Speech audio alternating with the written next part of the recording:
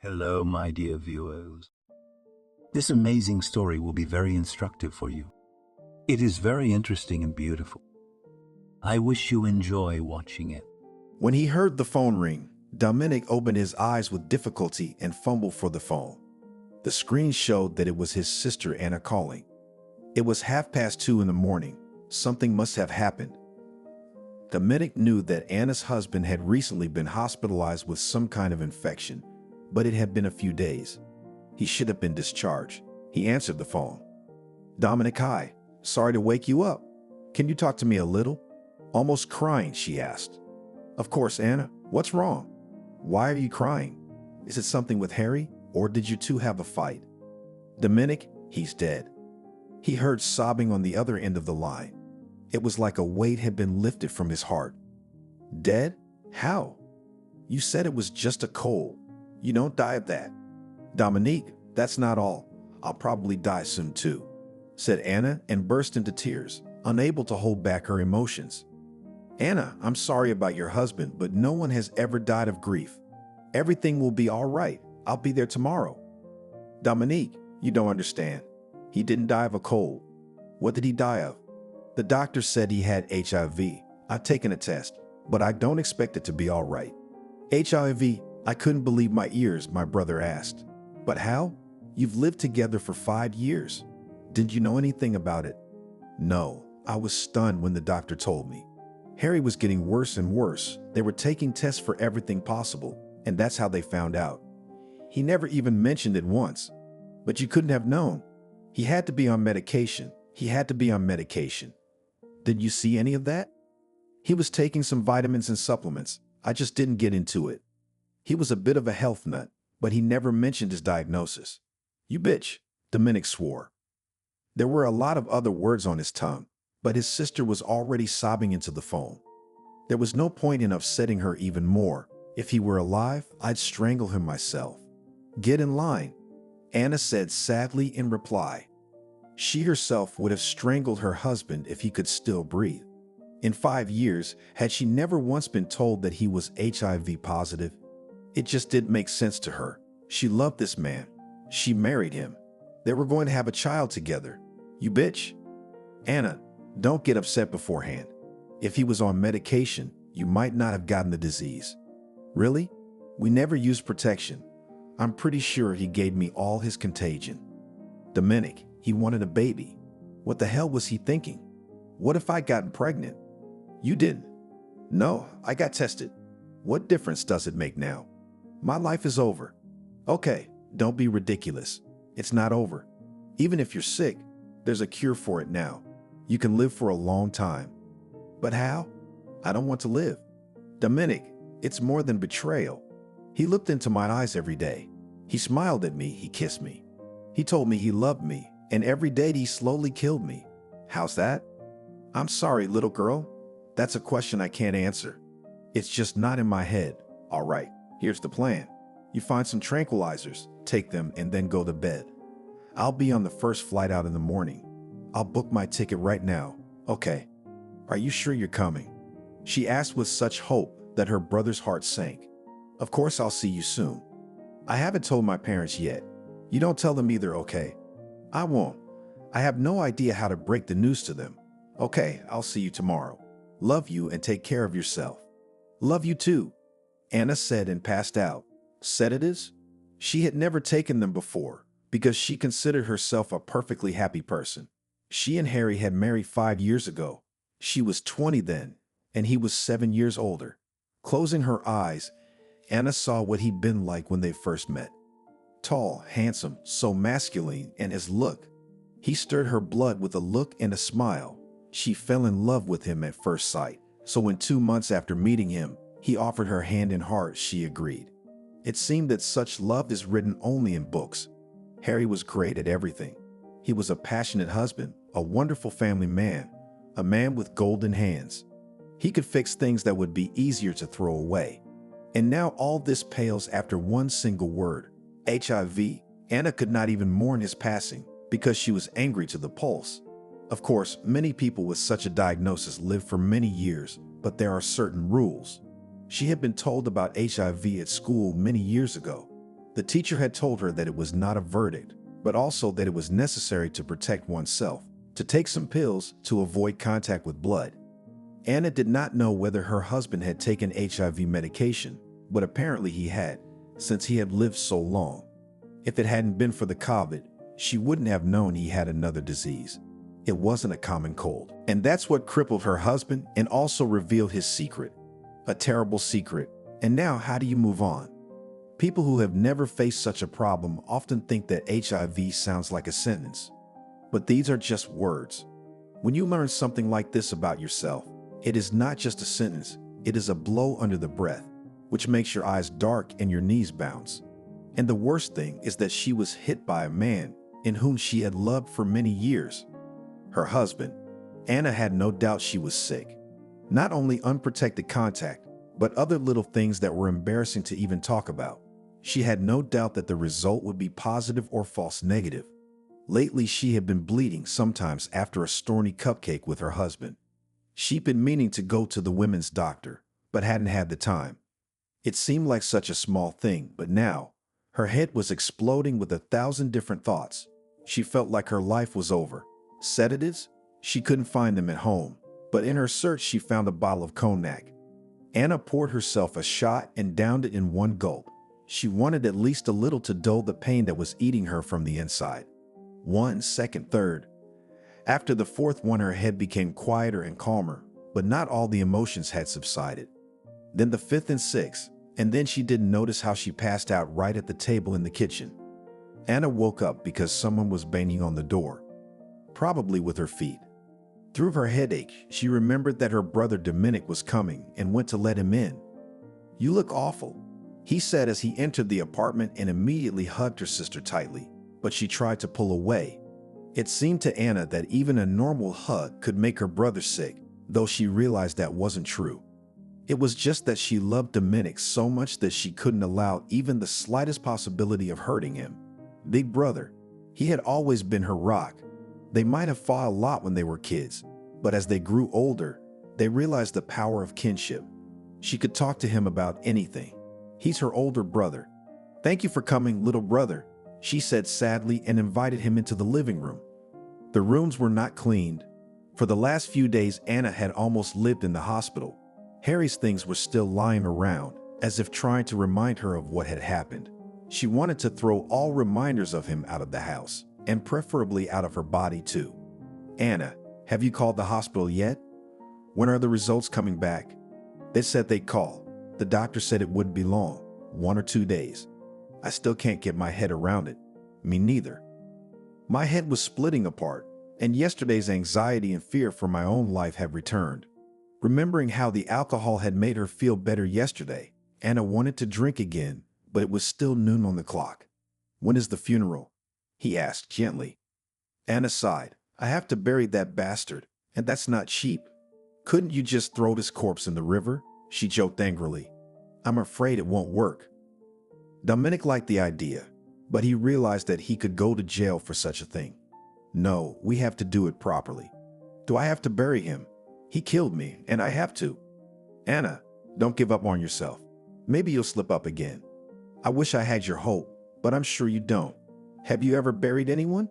"What do you have to do?" she asked. "No, but I think if you call the funeral home, they'll do it themselves." "Maybe you're right."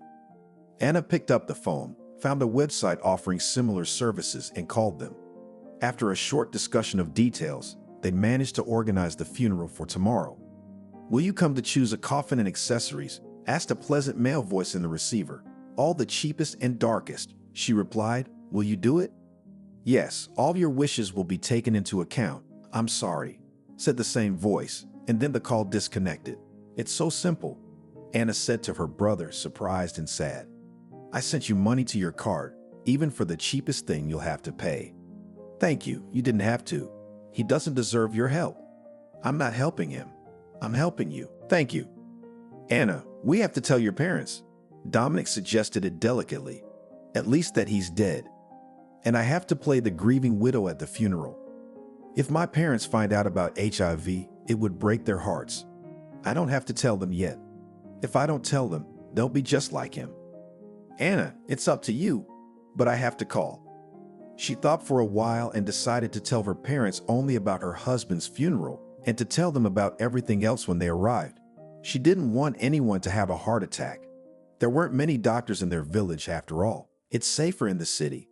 My mother wailed for a long time when she heard the sad news, but my father only sighed. How could it be? How could it be? So young. A little to 33 did not live. After taking a break from talking to her parents, Anna called Harry's family. His mother was sobbing into the phone, and his father was only gravely silent, but you could see in his eyes that he was in shock. "Come back tomorrow or tonight," said the daughter-in-law at the end. "Of course, Anna, we'll come. Now we'll transfer money to you, so that there will be enough for everything." And they also sent a few thousand to Anna's card. When she saw the amount on her account, she even smiled. The rest of the day passed like a blur. Anna and Dominic drove over to that bureau to make sure everything was in order. She warned that the staff needed to be careful because they were burying someone with HIV. She didn't know if she should have said that, but she wanted to warn them just in case. Harry's sister Alice arrived in the evening. Anna had liked her a lot before, and they had even become friends. But now her hatred for her husband was slowly spreading like an invisible veil to the other members of his family, enveloping them in some kind of net or cocoon. "Mom and Dad will be here first thing tomorrow morning. I went earlier to help you," said my sister-in-law sadly.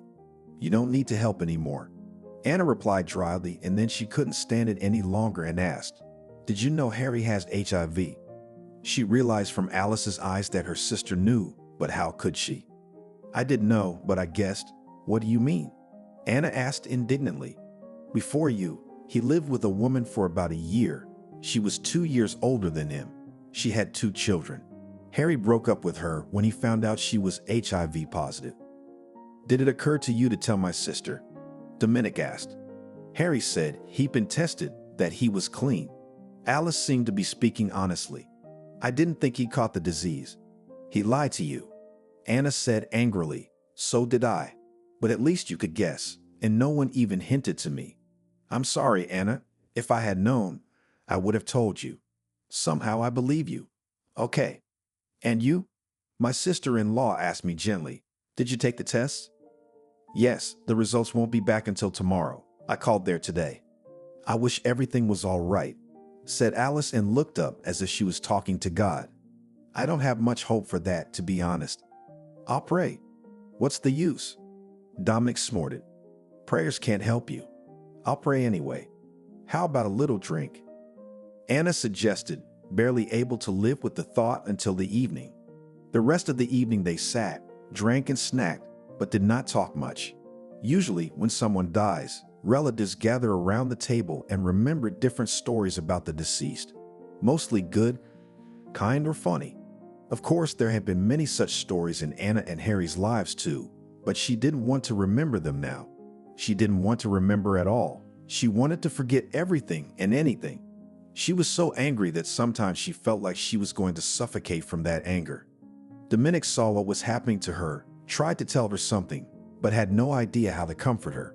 At least he tried to distract her from her sad thoughts. It was already 11:30 when he suggested to his sister and the guests that they go to rest. Anna was already pecking her nose in the table, so she agreed at once, and Alice suddenly said, "Anna, could you not tell your parents about HIV? I'm asking you very much. They are already in shock. We can't let them know the whole truth. My father won't survive it. He won't understand. He'll curse Harry and he'll never find his place in the world. Please don't tell them the whole truth." "Can you do that? Are you serious now?" Anna asked, a little sobered by Alice's request. "Yes, I realize it's a terrible request, but please, don't tell him. If you're worried about your brother's afterlife, it's for nothing. He's not going to find a comfortable place there anyway. I've already cursed him," Anna said angrily and went to bed. Alice only looked at her back in horror. All this did not fit in her head. It would seem that her brother's death was a terrible loss, but it was all so complicated. The request of her sister-in-law made Anna so angry that she could not sleep for a long time. Her mind was so foggy, but sleep refused to take over her body and brain. She lay there and against her will remembered how recently her husband slept on the neighboring pillow. He had told her every day before going to bed that he loved her. But could one love a man and lie to him about such things? Hardly. It seemed as if one horrible day had crossed off 5 years of life together. All of Harry's words seemed empty now, and he himself seemed to her like an empty shell with no feelings and no soul. When she finally fell asleep, the peace of mind did not overtake her, for she had dreamed of her late husband. Harry looked so calm, but as if he was angry. "How could you?" she asked him. "How could you not tell me anything?" "Why should I have?" he answered dryly. "It's my life. Don't you understand?" "What about mine?" "Nobody told me it would be like this either. And you decided to take revenge on the universe through me. Perhaps. It's inhuman. I agree. Don't you care that I might be dead soon?" "Well, I'm dead." Anna woke up realizing she was in tears. She remembered the dream as if it had really happened. She felt even heavier. Of course, she realized that it was just a dream, but she had so often had dreams that had come true. Well, she believed in the power of dreams. Perhaps Harry had come to her to say goodbye, but not to apologize. Bastard. Early in the morning, the family began to gather. Anna and Dominic's parents were the first to arrive. They were dressed in dark clothes, looking sad. "Daughter, we'll help you. Don't worry. Everything will be all right. Time heals." "Thank you, Mommy. I know you're here for me. Thank you." Anna only answered, feeling as if she was saying what was customary or what she wanted to hear. Her father only hugged his daughter tightly, trying to take away all her pain with his strong arms, and then whispered in her ear, "I love you so much." It was so touching, she even had tears in her eyes. "I love you too, Daddy," she said and kissed his shoulder. She thought that if she just touched her skin to her family, she would pass her disease on to them. She knew that wasn't true, but it just seemed impossible to get rid of the feeling. Soon Harry's parents arrived. His mother was inconsolable. Julian was sobbing and screaming, unable to comprehend what was happening. Where is he? Where is he?" his father-in-law asked. "Harry?" "Yes, it's customary to have a sleepover at home before." "No, you'll meet him at the cemetery." Anna answered only, trying to hide the anger inside her. "We live on the 4th floor without an elevator. Who would drag him here?" In fact, she had no such thoughts. She didn't want to see his face all night, didn't want to know he was around. In her mind, Anna had already buried him and cursed him. "It's not human," resented her mother-in-law. Alice now and then suspiciously looked at her daughter-in-law, hoping that she had enough wisdom and tact not to dump on her parents all the sins of their son. "Well, as it is," Anna only said and went to her room. She closed the door, but soon Dominic came to her, leaving the parents to talk among themselves. The funeral was to be held at noon. They were still over 3 hours away. Anna tried to figure out how to survive this time so that she wouldn't kill anyone or die herself from the emotions tearing at her soul. Grief. No, she didn't have that feeling at all, but she had to play the part, though it was not working out well. Dominic could see the anger and resentment in almost every look she gave him. He didn't know if his sister planned to tell her family, but he thought that was a decision only she could make. "Come on, it'll be weird if you sit here the whole time until the funeral." Anna looked glumly at her brother, thought a little, and then answered, "I don't care. Go to them if you want. I can't be there yet. Really go, or they'll start breaking into the room soon. Will you be okay?" "Yeah, I'll be fine." As soon as Dominic was out the door, Anna pulled out the rest of the whiskey she'd stashed away from the dresser from last night's feast. She took a big gulp straight from the bottle and then another. Afterward, she lay in bed and pulled the blanket up to her chin. She wanted oblivion. She wanted this day to be over as soon as possible, but no, she would have to live through it all. Dominic managed to convince his parents that he shouldn't touch his sister, that she wanted to be alone. They didn't agree right away, but then they decided they could give her some freedom. Mother-in-law was more difficult to convince, but Alice at her own risk persuaded her mother not to touch her sister-in-law, say she is in sorrow. At the beginning of 12, Anna herself came out of the room. She was wearing a beautiful black dress with lace sleeves. She did not braid her hair, but brushed it so as not to look like a total lame ass. By then the living room was filled with people. Harry's cousin, a couple of his friends, his school friend Angelica, and his aunt and uncle had arrived. They all looked so sad and depressed, and Anna was a little tipsy, so she took a couple more sips of whiskey before joining the others. The funeral director knew his business. A hearse with Harry's body arrived at the driveway at the exact time specified, and then the crowd followed him to the cemetery in a rented bus. When Julian saw the coffin in which her son was buried, she looked at her daughter-in-law strangely, but she didn't say anything out loud, just gave her a judgmental glance, saying, "You found something to save money on." Recently, they had buried her husband's mother, so the mother-in-law knew what and how. She saw that Anna had chosen the cheapest things for their beloved son. After a while, everyone stood in the cemetery near the freshly dug grave. The bishop was singing the funeral, waving his smoking censer. Some specially ordered women were singing to him, and others were kneeling and crying. Apparently, all this was part of the service, but none of it touched the widow's heart. When everything was quiet for a few seconds, Anna's phone rang as if out of spite. The sound of the message seemed to break the silence and drew the crowd's eyes to her. She opened the message. It was an email alert from the clinic where she had taken the tests. "Your tests are ready. You can see the result in your personal cabinet at the link." Anna's trembling hand clicked on that link and opened the file. The result was positive. The message was the last straw. Anna's patience ran out. It had been cracking at the seams before, but now it burst like a balloon inflated too much. She screamed as if someone had kicked her again. The people in the cemetery stared at her in surprise, not understanding what was wrong. Anna had already run out to pounce on the coffin and slap her late husband, but Dominic was just in time to grab her and squeeze her in his arms. "What's going on?" was heard from the crowd. "Has she gone mad with grief? Poor girl. What happened?" People whispered or chattered in their voices, and Anna continued to scream in her brother's arms. It seemed to her that she had learned not just that she had tested positive for HIV, but that she was going to die tomorrow, and she would die because of her husband's betrayal. No, it was more than betrayal. If he were alive, he could be condemned for what he did. I mean, prosecuted, but he's already dead. "I hate him. I hate him," Anna said, pressing her face into her brother's chest. "I hate him." Dominic took her aside so that no one could hear her words. They stood 20 meters away from everyone else, and she continued to cry as she suddenly noticed a familiar face. She had seen this woman before, but where? Anna frantically tried to remember who it was, but the woman had spotted her too, so she decided to make a quick getaway so she wouldn't be spotted by anyone else.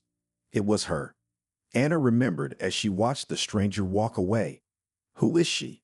It's his ex-girlfriend, the one who infected him. I saw her in the picture. Anna rushed after her, but her brother grabbed her again. "Let her go. Anna, you don't need this right now." She collapsed in his arms, realizing she no longer had the strength to resist. More than anything, she wanted to leave this place, forget about the wake, her family, and friends. To tell everyone to go to hell. "Could we not go to the cafeteria?" she asked her brother, looking pleadingly into his eyes. "Anna, just half an hour, okay, then we'll leave." "I don't want to. I don't want to go either, but we have to. Will you be patient? I can't take it anymore." "At least try. I know it's hard for you. Dominique, you have no idea. I'm sorry for your loss, but not for his death. You know what I mean. It's like you're burying me. No, I'm just sorry for what happened. You'll see a doctor, you'll get treatment, you'll live a long time. It's not over." "I don't believe that for some reason. I try to believe it with all my heart. I'm not going in there," she said, looking at the ceremony. "We'll stand here." He agreed, but after a minute the mother-in-law came to them. "Anna, let's go. They're going to lower it now," she said insistently. All this time she was watching her daughter-in-law and was terribly angry with her. It is necessary such rudeness. She behaved at the funeral like a mad woman. It was strange for her to see her daughter-in-law behaving like that. As far as Julian knew, the children lived well, loved each other, and now she had that look in her eyes. Her mother-in-law didn't understand what was wrong. "I'll stay here," Anna said idly. "No, you're coming with me." Julian answered and grabbed her arm, but immediately she felt Dominique's hand on her elbow. "Don't touch your sister. It's a disgrace. Can't you give my son a proper burial?" contemptuously through her mother-in-law. Anna could not stand it and hissed, "Your son died because he was HIV infected. He gave me this disease too. If you want to bury him with all the honors, then go ahead, and I don't care. I don't care if they throw him off a cliff." Julian just slammed her eyes shut in surprise. She seemed to forget how to breathe for a second. Her feet against her will led her away from her unreasonable daughter-in-law, who dared to slander her favorite son so unmercifully. In the eyes of the mother-in-law froze silent horror. Seeing her, Alice guessed that Anna could not stand it and told the truth. Alice walked over to her mother and took her under the elbow as if trying to comfort her. When it was over and people were crowding toward the bus, her father-in-law walked over to Anna and told her very quietly, "Julian asked that you not go to the wake. I don't know what happened between you two there, but..." Anna didn't let him finish. "I didn't feel like it." She left and walked in the other direction, getting farther away from the bus with each step. Dominic followed her. For about 10 minutes they just walked and were silent, and then she sat down on the pavement and burst into tears. Emotions overpowered her. "Dominic, am I going to die now?" "I already said no. You will live," soothed her brother. "But what kind of life is that? I wanted children so much. And you can still have more." I Googled it. He knew his sister had always loved babies. When they were still babies, she often fiddled with the littlest ones at playgrounds. She was one of those women who was literally made for motherhood. "I want a drink," she said quietly. Dominic called a cab and drove the sister home. They bought a bottle of cognac and some food at the store near the house because her refrigerator was almost empty. Sitting in the kitchen with her brother, Anna was glad that she did not have to sit at the wake now and look into the eyes of her parents-in-law and Alice. "I wish they had not come to say goodbye, but had gone home at once," she said aloud, though it seemed to her that she had only thought it. "They might stay the night. Uncle Norman's driving. Maybe he won't drink. He'd already had a drink here before everyone left. It's a shame."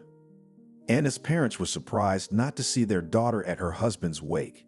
Amanda looked at her husband as if trying to ask him what was wrong, but he just shrugged. "Julian, do you know where my Anna is?" she asked, walking over to her sister-in-law. "I don't know," she heard a cold answer. "You brought up your daughter badly." "What are you talking about?" "That."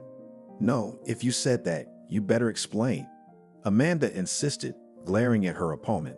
"On a day like this, my mother-in-law couldn't take it, and to slander my boy like that.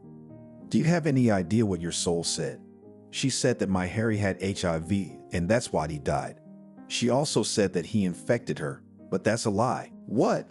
Amanda asked, her eyes wide. "What are you talking about?" Norman was standing nearby and heard everything, as did everyone else in the dining room. "Mother, what are you talking about?" he asked his wife. "I heard what I heard. Warmed the snake on your chest, and it stung on a day like this." "Choose your words," growled Anna's father. "You're talking about our daughter, and you don't yell at my wife." Norman shouted and grabbed the matchmaker by the chest, began to shake him, as if trying to shake him out of his soul, but he was not confused and put his fist right in his eye. The men started fighting. Harry's friends tried to break them up, but they got hit a couple times too. Julian ran up, trying to pull her husband away from Archie, but Norman inadvertently pushed her and knocked her to the floor. Then Amanda came over, but not too close, and asked tearfully, "Archie, stop all this outrage." It was as if Archie woke up from a dream and backed away. He got off Norman and let him go, and he crawled to his wife, who was still lying on the floor, trying to get up. Alice tried to help her mother, but Julian had gotten so fat lately that it was not easy to lift her. "Damn you all to hell," she yelled in frustration. "Your whole family. My son is gone, and you're doing this. How the hell can you people be here?" The wake was over before it could begin. They didn't even have time to drink a glass for the deceased, but everyone was fighting.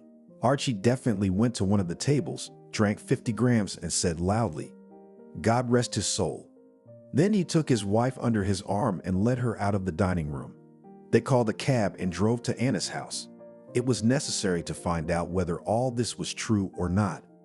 When they arrived, they saw their grown-up children sitting at the same table and drinking brandy.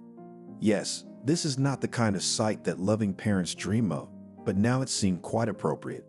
Pour one for me too, Archie asked his son. A little for me too, said Amanda. Anna, is it true? It's true, replied the daughter sadly and cried. Her mother looked at her with such sympathy, her daughter just couldn't stand it. Amanda came closer and hugged her tightly, then said softly, Don't worry, it's not over yet. They sat and talked for a long time trying to figure out how this happened, but they never found any answers. 2 hours later, Anna's father-in-law, who had been drinking heavily, showed up at her apartment. Apparently, the wake had gone according to plan, although without a few extra people. Alice stood behind, shamefully lowered her eyes. She was angry at her sister-in-law, but in some ways she understood her. Anna opened the door silently and stepped back a little, allowing them to enter because their things were still in the apartment. Julian only gave her a disdainful look and went to her room to get her bag. She had brought her things with her to change, for she planned to stay here for the night. She had her husband's purse on the table in the living room with his driver's license and other documents in it. I'm sorry, said Alice, looking over her father's shoulder. You're apologizing too. Her father growled at her, and then looked at his daughter-in-law with such a fierce hatred that she felt uncomfortable. Dad, it's all true, only answered his daughter. What difference does it make? He said dryly. At that moment, Juliana came out of the living room with her belongings, and then Harry's parents and sister went to the hotel to spend the night. Her friends left without even saying goodbye to Anna, but she wasn't too upset about it. The people she wanted to see were there for her. Her parents stayed with Anna for 2 more days, and then they went home. She asked them to. She promised that she would definitely go to the hospital and start treatment. Dominic stayed with her for about a week, and then went home too. The only thing that bothered him at that moment was his sister's new addiction. Not a single evening was without alcohol. He thought it was her way of drowning her sorrows, but he was afraid she would continue to drink, and that was bad enough. Anna, stop drinking, okay? He asked her before he left. Yes, that's it. It's prohibition now. Tomorrow I'll go to the hospital, she promised. But as soon as the evening came, she felt heavy again, and she went to the store for another dose of sedatives. She didn't go to the hospital the next day, and she didn't go a week later either. It seemed to her that it was bearable, that there was still time. She wanted some control over her emotions. Alcohol helped with that, she thought, but soon she didn't notice how she became addicted to the green snake.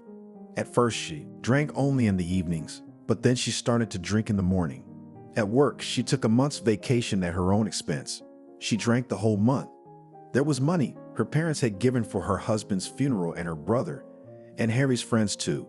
Some of it she spent, but some of it was left over. At some point, she got bored drinking alone at home, so Anna went to a bar. There were so many people there. Some were having fun. Some were sad, like her, but it was surprisingly pleasant to be among people, even though they were strangers. Anna was a pretty young woman. Even a month's alcoholic haze had not affected her appearance. Apparently, youth was to blame. If she were 30 or 40 years old, there would have been traces of drunkenness on her face, but not so, fresh as a rose. No wonder that after a few minutes some man sat down to her. "Hi, do you miss me?" he asked. "No, I'm bored," she confessed honestly, having already had a couple of drinks. "Can I keep you company? It's not busy here," she replied indifferently. "You're beautiful? I know. Can I buy you a drink?" "Go ahead." They hardly spoke, but a few more shots literally knocked Anna off her feet. I wish she'd stayed home. She would have just crawled to bed, as usual, and fallen asleep, but she had to get home somehow. Her new acquaintance's name was Max. He was nice and sweet all night. He told her things, but she didn't really listen to him. It was just nice to have someone around, but then she was lost in a fog again, coming to her senses from time to time. "Where are we going?" she asked, realizing she was sitting in the car. "To my place." "I don't want to." "We can go to your place. Take me home, please." "Where do you live?" She gave me an address. That bar was not far from her house, but they had already traveled far enough. "I don't want to go back. You're going home tomorrow." "Max, it's better for you if you take me home." "Threatening me?" He smiled. "Don't worry, I won't do anything you don't ask." Anna closed her eyes for a second and fell back into some strange eclipse. When she came to herself again, she was lying on the sofa in his apartment, and Max was sitting against it, sipping whiskey from a cut glass. "Where am I?" "You're at my place. I want to go home. And you will soon." He put his glass on the table and walked over to her, sat down on the couch and smiled. "But first, we'll get to know each other a little better." Anna wanted to say she didn't want to, but didn't have time to do it. A single slap knocked her out again, and when she woke up, she realized what had happened. It would have been better to stay home. She was cursing herself so much. "I hope you at least had the sense to put a rubber band on." "What did you have to do?" he asked mockingly. "Well, yes, I have HIV." Anna just answered, not knowing what was waiting for her next. Hearing Anna's words, Max's face changed as if he had gone mad. He was so angry that he could not control himself. The blows came one after another, while he called her the last words. She was terrified. The pain was so intense that she stopped thinking. When he dragged her by the leg out of his apartment, Anna had already lost consciousness. She woke up in the street not far from his house, but she had no idea where she was. It was dawn, not a soul around. Her jeans and her bag were lying next to her, and after rummaging through them, she found her cell phone and called a cab by geolocation. The car arrived 10 minutes later. Once home, Anna tried to make sense of everything that had happened. She was sorry for what had happened, but at least she had warned the man that there could be consequences. Strangely, she felt only her own guilt, forgetting that he had taken her against her will. She would have been better off staying home, she said to herself as she showered. She'd better stay home. That story had discouraged her from drinking every night. When the bruises on her face and body had faded a little, Anna went to the hospital to find out about HIV treatment. A polite infectious disease specialist explained her treatment plan in detail and prescribed the necessary medications. "We need to take additional tests. I will write you directions, and then we will start. Okay?" "Yes, of course," she replied, collecting various papers from the table. The same day she took the tests because she had not eaten or drunk since the morning, and then she went home. The vacation at work was already over, but she took a sick leave because in such a state it was impossible to go to work. Her face was bruised and her body was breaking. At the clinic where she took the sick leave, she did not tell about the reason for her beatings, so no one reported her to the police. A week later, she received a call back from the hospital where she was being treated for HIV, and the doctor scheduled another appointment. When Anna arrived, he told her some not so pleasant news. "You are pregnant." She looked at the doctor with horror, as if he had told her she would die tomorrow. "There's no need to be so frightened. If we start treatment right now, you have a good chance of having a healthy baby." "How can that be?" "It's early in the pregnancy. It could work out." "No, I want an abortion." "It's up to you. But if you want to do it just because you're HIV positive, don't." Anna left the doctor's office dazed and hopeful at the same time. She didn't care at all how the child was conceived. She had always wanted to be a mother and never understood women who killed their babies. If the doctor assured her it would work, why not give it a try? After 2 days of hard thinking, she made the decision to have this baby.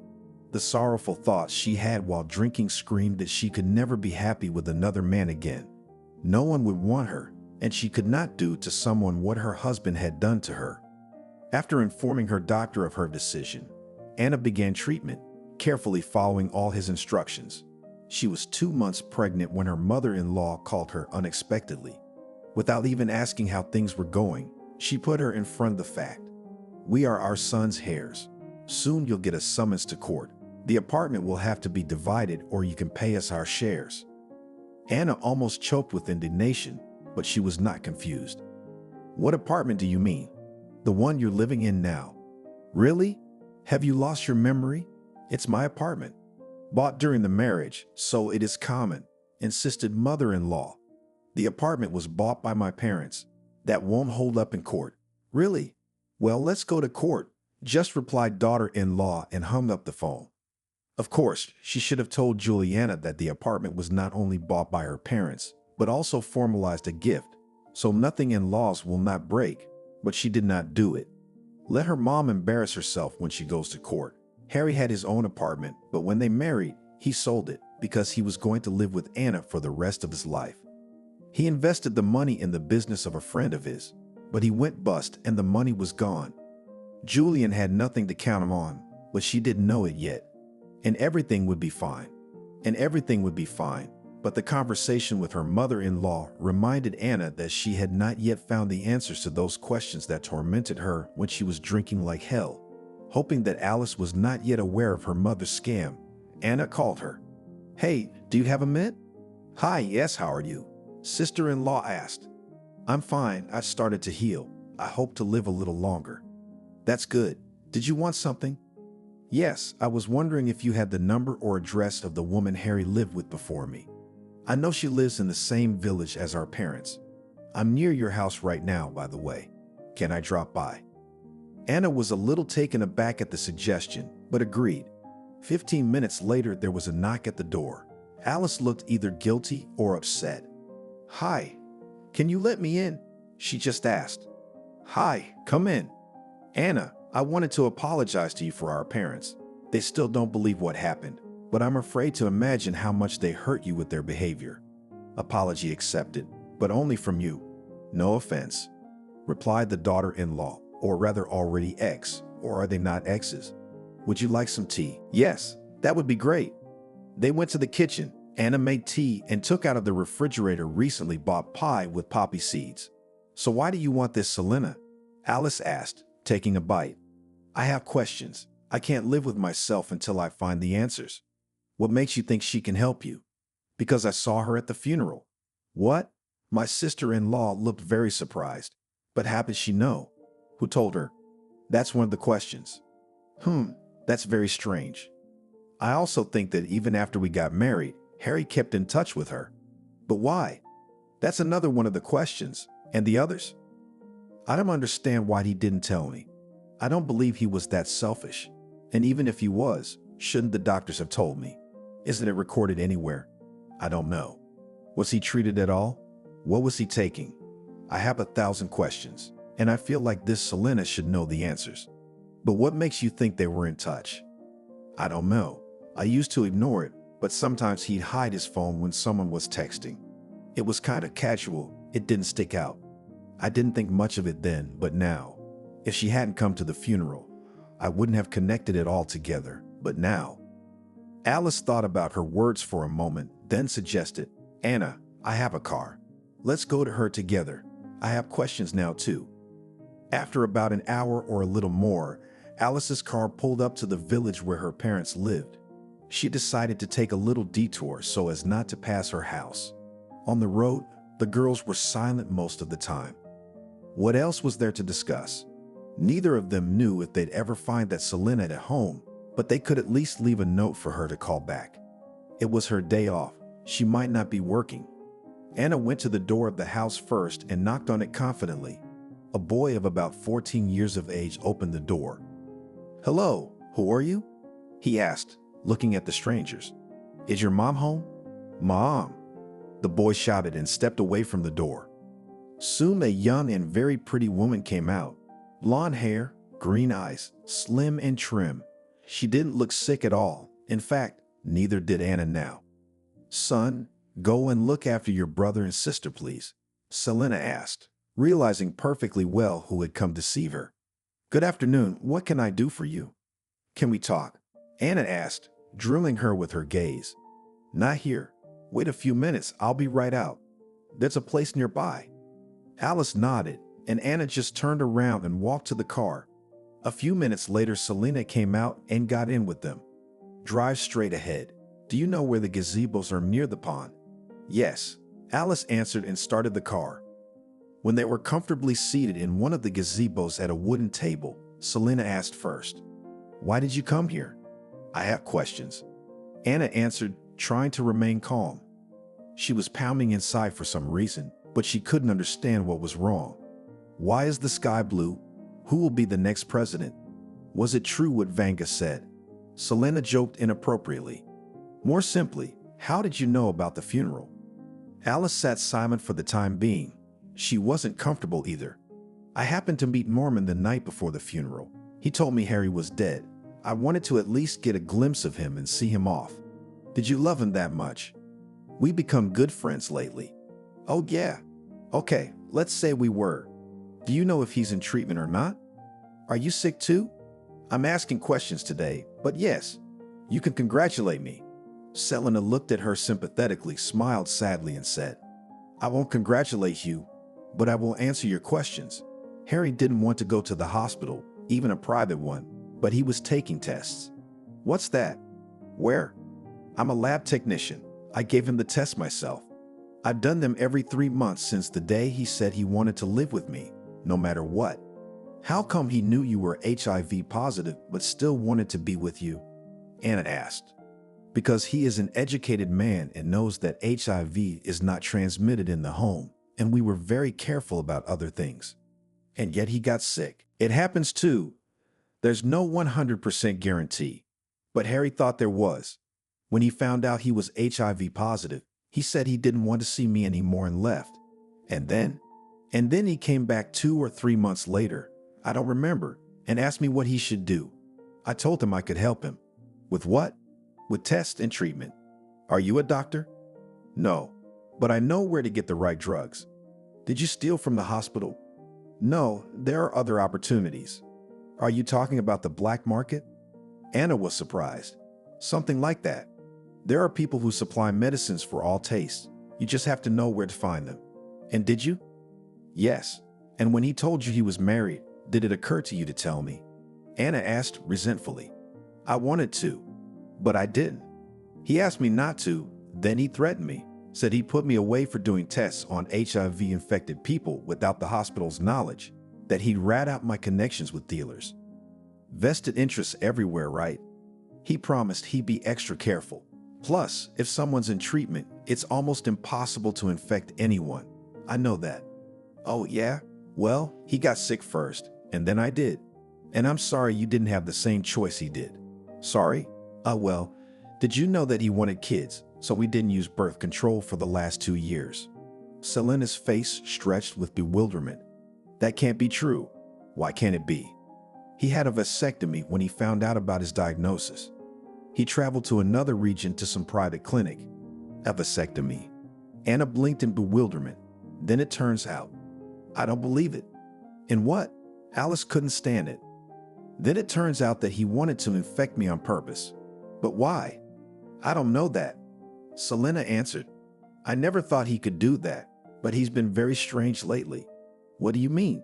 It's like he started taking something, and he hasn't come to pick up his medication a few times. I'd call, and he'd say he'd gotten it somewhere else. Then he'd come back again. I was worried about him. That's very humane. I'll give you that. Anna, I'm really sorry. I was just trying to help him. I didn't want him to get worse, but after he sold the apartment and blew his money, he got kind of depressed. Anna lowered her eyes and stared at the table for a few minutes. The monstrous thought occurred to her that her husband had decided to infect her in order to bind her to himself finally, so that she would not end up on the street if she happened to find out about everything. But could it have been true? It was unlikely that even Celine knew the answers to those questions. How long have you been on your own? Anna asked. For 8 years now, a little more. As you can see, I live. Aren't you afraid for the children? No, I know exactly how to avoid infection.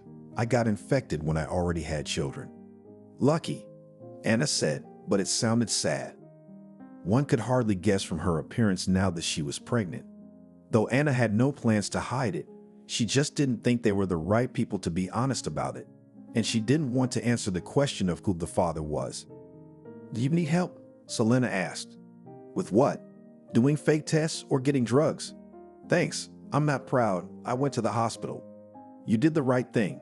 I urged him to register too, but Harry didn't want to hear about it. I wonder why? The girls asked in unison. I think it's because of his father. Well, I guess it's your father, Selena admitted. What does our dad have to do with it? Alice asked in surprise. Anna also did not understand anything, only stared intently at the blonde, with whom her late husband was once in love. Are you sure you want to know? Selena asked. Yes, I do. Harry met me for a reason. I was first courted by your father. I don't know why he liked me. We met by chance. He started stalking me. He was literally stalking me. I tried to tell him I wasn't interested, but he wouldn't let it go. Somehow Harry found out about it. He came into my life too, but unlike Norman, I liked him immediately. I didn't find out they were related until much later. Are you saying that my father wanted to cheat on my mother with you? Yes, and I'm afraid that's what made Harry interested. He wouldn't back down even when I told him I had HIV. He told me he loved me and was there for me, for better or for worse. Now I think he wasn't being completely honest. He just wanted to get his daddy away from me so mommy wouldn't be alone. Selena said it with such irony, purposely calling her parents diminutive words. Alice blinked perplexedly, trying to comprehend all of this. Was it all her father's fault? If he hadn't looked on the side, his brother wouldn't have gotten involved with Selena, wouldn't have gotten sick and infected Anna. Obviously, the chain is too complicated. But did you love my brother? Very much. Selena answered cautiously, glancing at Anna. And have you two been in touch in the last few months? Yes, I wrote to him several times. He didn't come for his medicine again. I wanted to bring it myself, but he sent me away. He told me not to call him anymore and stay out of his life. Why? Did he say anything to you? All I know is that at first the medications I got him were making him feel better, but then he started to notice side effects and it pissed him off. Anna remembered how her husband had complained several times about liver pain, and he had also had problems with potency lately. It would seem, who doesn't? But he was always very angry about the latter. Alice sat in a kind of bewilderment. The little child inside her was slowly dying. It always seemed to her that the parents love each other, that they almost have the strongest family in the world, but it turned out that the father was quite different. It felt as if Alice had never really known him. Can I ask how you got infected yourself? She asked Selena. At work, accidentally. I was assigned a student intern in the lab. She was a cranky little thing. She helped. Contaminated blood got in my eyes. I still wonder how you can be so crooked and dumb, especially when you choose a profession like that. The most interesting thing is that not even a drop got on her, and after a while I was convinced that I had also sailed. I started treatment. I always thought that only drug addicts or promiscuous people got HIV. Oh, you don't even realize how many people with HIV there are among the medical staff who also got infected absolutely accidentally. There are many people like Anna who were infected by their husbands. And by the way, some of them, unlike Harry, don't even realize they're sick for a long time. When they find out, they shock not only themselves, but the whole family. People with HIV do not advertise their status. They live under a veil of lies because they do not want to get the status of untouchables. Although in reality they are just like everyone else, only with the presence of the virus in the body. We're talking about the ones who get treated, not the ones who give up or carry the disease further, spreading it around. Did Norman come on to you again when he found out you'd broken up with Harry? Anna asked. No, I think it was just natural squeamishness. Like a father and son shouldn't share the same woman. It's a bit much.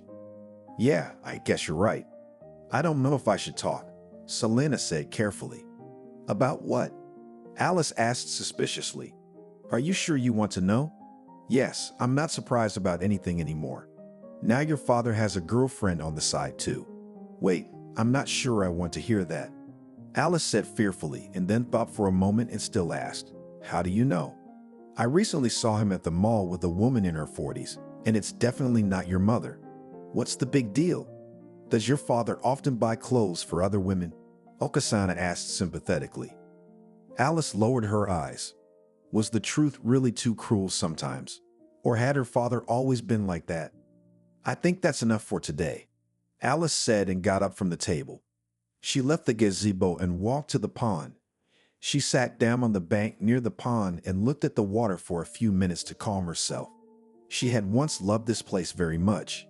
Several times they had come here with her brother and father to fish and swim.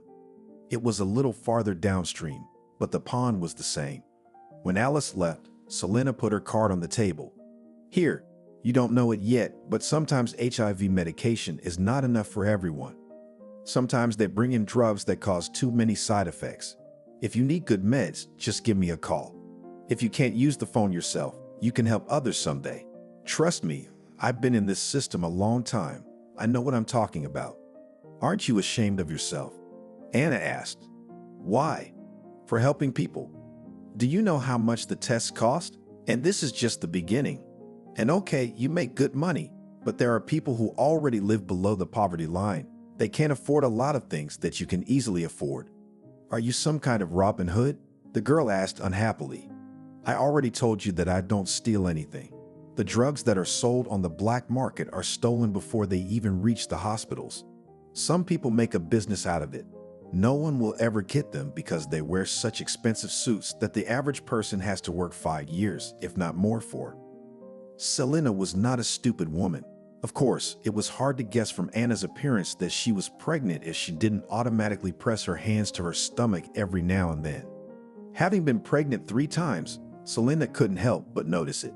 She didn't dare to ask right away, but when Alice left them, she did say, "What's the due date?" "What?" Anna was surprised. "I'm not stupid. It's not Harry's baby." "No." "What's the time frame?" 2 months. I hope the baby comes out healthy. It won't be easy, but try to do everything the doctors say. I think Harry did it because he started skipping his meds, or he's been drinking pacifiers." Pacifiers? Anna didn't understand.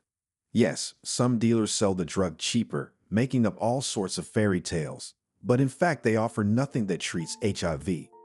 "The more I listen to you, the scarier it gets," she confessed. "Don't be afraid. People with HIV live a long time, and you're going to be a mom soon. Harry told me you always wanted children." "Yes, I have. And for years I tried to get pregnant by a man who had a vasectomy." Anne replied sadly. "If you wanted to get pregnant, why didn't you go to the doctors to get checked out?" Selena asked gently. "Do you know many women of my age who run to the hospital if it doesn't work on the first try?" "Yes, I guess you're right." Alice walked into the gazebo, wiping the remnants of tears from her face. She looked sadly at both women and suggested, "Well, shall we go home?" Alice drove Selena home first, and then they drove on. Anna was silent for a long time, staring at the road, but then she couldn't stand it. She could see how sad Alice was. She didn't want any more confusion in her life. "Tell my mother I have the apartment by gift. Let her not waste money on courts and lawyers." "What?" My sister-in-law was surprised. Juliana called, said that she wants to get her share of the inheritance after Harry's death. "Are you serious? Would you think of something like that on purpose?" Anna snorted. "I'm going to talk to her tomorrow. Her mother's a grief-stricken mess." "Is she suffering?" "Yes, she cried for a month, almost never left the house. She's in a rage phase now, I guess since she's taking it out on you. I'm sorry about that." "Al, stop apologizing for something you didn't do." Alice was silent for a moment, then asked, "Do you blame me for not telling you?" "I used to, but then I thought of myself in your shoes. If my brother had told me he was clean, I would have believed him too. I guess that's how gullible we are." "I really thought so." "I know." By the time they got to Anna's house, it was getting dark outside. The air was cooler, but it was more pleasant than not. "How about a glass of wine?" Alice suggested. "No, I don't drink anymore." Anna answered honestly. "Not at all. I almost drank myself to death when I found out about HIV. I don't want to anymore. Life has taught me something, and I don't advise you to drink alcohol. It usually ends badly." "Okay. Thanks for taking me to Selena's," Anna said as she got out of the car. "You're welcome. Don't say hi to your parents," jokingly said daughter-in-law and went to her driveway. Alice drove home. She barely survived the night, and in the early morning, she went to her parents to have a serious talk with them. At home, she found only her mother. Her father had already gone somewhere, though it was strange, since Sunday was a day off. No, I guess it wasn't strange, considering what she'd learned yesterday. "Is Dad coming soon?" "I don't know. He doesn't report to me." Julian replied grudgingly, rubbing her eyes. "Does he often run away from home like that?" "What makes you think he runs away?" Mom didn't understand. "He must have gone fishing again this morning." "Shit, it's that nuisance again." "What's wrong?" "I don't know. My eyes see and don't see. I don't know what to do." "Have you seen an eye doctor?" "Yes, he said it's age." "They're always like that. You're always fooling around. What do you want? It's age. I'm seeing worse and worse." Julian had been complaining a lot about her health lately. She had a sore throat or bronchitis or some other disease. Alice was silent for a while, gathering courage, and then said, "I was talking to Anna the other day." Juliana turned sharply, almost dropped the mug with tea from her hands. "Why are you hanging out with that trash?" "Mom, she's not trash. And she told me something. You're gonna sue her over the apartment. I don't want her to enjoy life after she killed my son." "Are you serious? What does Anna have to do with this? Who do you think infected him?" "She did. She's the only one living and enjoying life, and my son is in a coffin." "Mom, he infected her. Did she feed you such stories? Trust her more, or don't you trust my motherly instincts?" "Mom, it's not your gut, it's your anger. You need to blame someone, but Anna was a victim of her own circumstances." "What are you trying to say? Then where did Harry get this disease?" I was about to scream at my mother. "Do you remember Selena?" Alice asked, and Julian sat up in surprise. "What?" "She's HIV positive. I didn't want to tell you, but I think it's the only way you'll stop hating Anna." "Are you saying that she infected my son on purpose? Is that Selena?" "He knew about her diagnosis when he went to bed with her, from the first time." "She told you that?" "No normal man would do something like that. No one who cares about life." And at that moment, Alice realized that she would have to tell the whole truth to make her mother believe her, but how hard it was to make this decision. And suddenly she realized something. If her father cheated on her from time to time, he could have brought some disease into the house too. Maybe Mom's vision and health problems had another hidden cause. And her head has been a mess lately, although it's too early to write her off as an old woman. "Mom, please sit down. I have something to tell you. It won't be pleasant to hear, but you must know. If it's unpleasant, I don't want to hear it. What if it helps to fix the problem with your eyesight?" I tried to interest her daughter. "What would you know about that?" Julian sat down at the table, though she had no desire to drink tea. "Mom, Harry started dating Selena because of Dad." "What? What's Norman got to do with it?" Her mother snorted unhappily. "Mom, have you ever noticed your father getting colder or staying late after work?" "What are you saying? He was never warm as a pie, but he was always a good husband, and all men linger after work, whether it's for a beer or a chat." "Not all of them, Mom. Okay, I don't know how to make this any easier. Dad cheats on you sometimes, and he was in love with Selena. Harry started dating her to talk some sense into Dad. That's why he wanted to marry her." "Are you listening to yourself?" Julianne hissed at her daughter. "I understand you're angry. It's a perfectly normal reaction, but think about it. What else would make Harry do that? You said yourself that no normal person would think of it." Julianne covered her eyes with her hands, trying to quiet the throbbing pain in her head that came after her daughter's words. She'd actually lied. She had suspected her husband of infidelity for years, but she had no concrete proof. And who cares? Yeah, sometimes men want fresh meat. Everybody does. Except Julianne never thought their children would know about something like this. And now her daughter's words were hurting her heart. "Okay, but what do my eyes have to do with it?" Alice lowered her eyes shamefully, then looked at her mother. "I may be wrong, but I saw him in one show. As a man had hidden syphilis, he did not know about his disease for many years. He went to the doctors when the headaches started, and he almost went blind." Yes, Julianne's headaches had been getting worse lately, but her daughter's words still seemed like outright nonsense. "This is too much. Do you even hear what you're saying? It's not hard to check. All you have to do is take some tests. You don't have to do it if you want, but don't say I didn't warn you." The thought that her husband might have given her such a disease made Julianne's head ache even more. She felt her blood pressure rising as if her brain was about to puddle.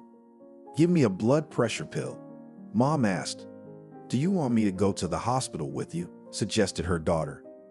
Alice was far from medicine, so she hoped that Mom was really sick with something else. She managed to persuade Julianne to go to a private hospital and take some tests. She checked herself just in case. The results came back a few days later. No one expected this, but by some miracle her daughter was right. Julianne's eyes widened with indignation when she saw the name of her disease. She never expected such a thing from her husband because she had no proof except her guesses. But this paper confirmed everything. Waiting for her husband from work, she shoved the results right in his face and made a showdown. What the hell does that mean? What the hell does it mean? She yelled at Norman. Looking into his dead eyes, she was once again convinced that it was all his fault. But it can't be. I've been cured, and I didn't sleep with you then. This is not HIV. Syphilis can be contracted in the home. Couldn't you tell me? I would have washed the whole house, boiled all the dishes and bedding. Yeah, and you would have told me to go to hell. I know you. And if you do, why didn't you use your head? Have you no conscience at all? What if I was blind? What if I died? Do you know how long I'd have to be treated? I could have infected our children. Julianne shouted when suddenly she realized, and Egorek died because of you. When she heard her own voice, she sat down in surprise. She had been scolding Anna all this time, and it turned out that it was all her precious husband's fault. No, she could not forgive that. Get out, she screamed at the top of her voice. Get out of this house. I don't want to see you again. Get out. Julian didn't even let her husband pack his things. She threw him out in what he wore when he came home from work. A couple days later, Alice came in, helped her mother unload her father's things into a traveling suitcase and took it to him. It turned out that Norman had already been taken in by his new girlfriend by then. Alice took a few more days off work to comfort her mother a little. It seemed that she was caught in some monstrous whirlpool of events, developing in the most incomprehensible directions. Shock, horror, longing. Emotions overwhelmed both women. Julianne was shocked that after so many years of marriage, now she was alone and not needed by anyone. She hadn't expected it to end like this. Mom, don't you want to call Anna and apologize? Her daughter once asked her. God will forgive. The mother just answered. Anna was very worried about her pregnancy, HIV, plus months of drinking before conception, not to mention how she got pregnant. She could only hope that by some miracle the baby would be born healthy.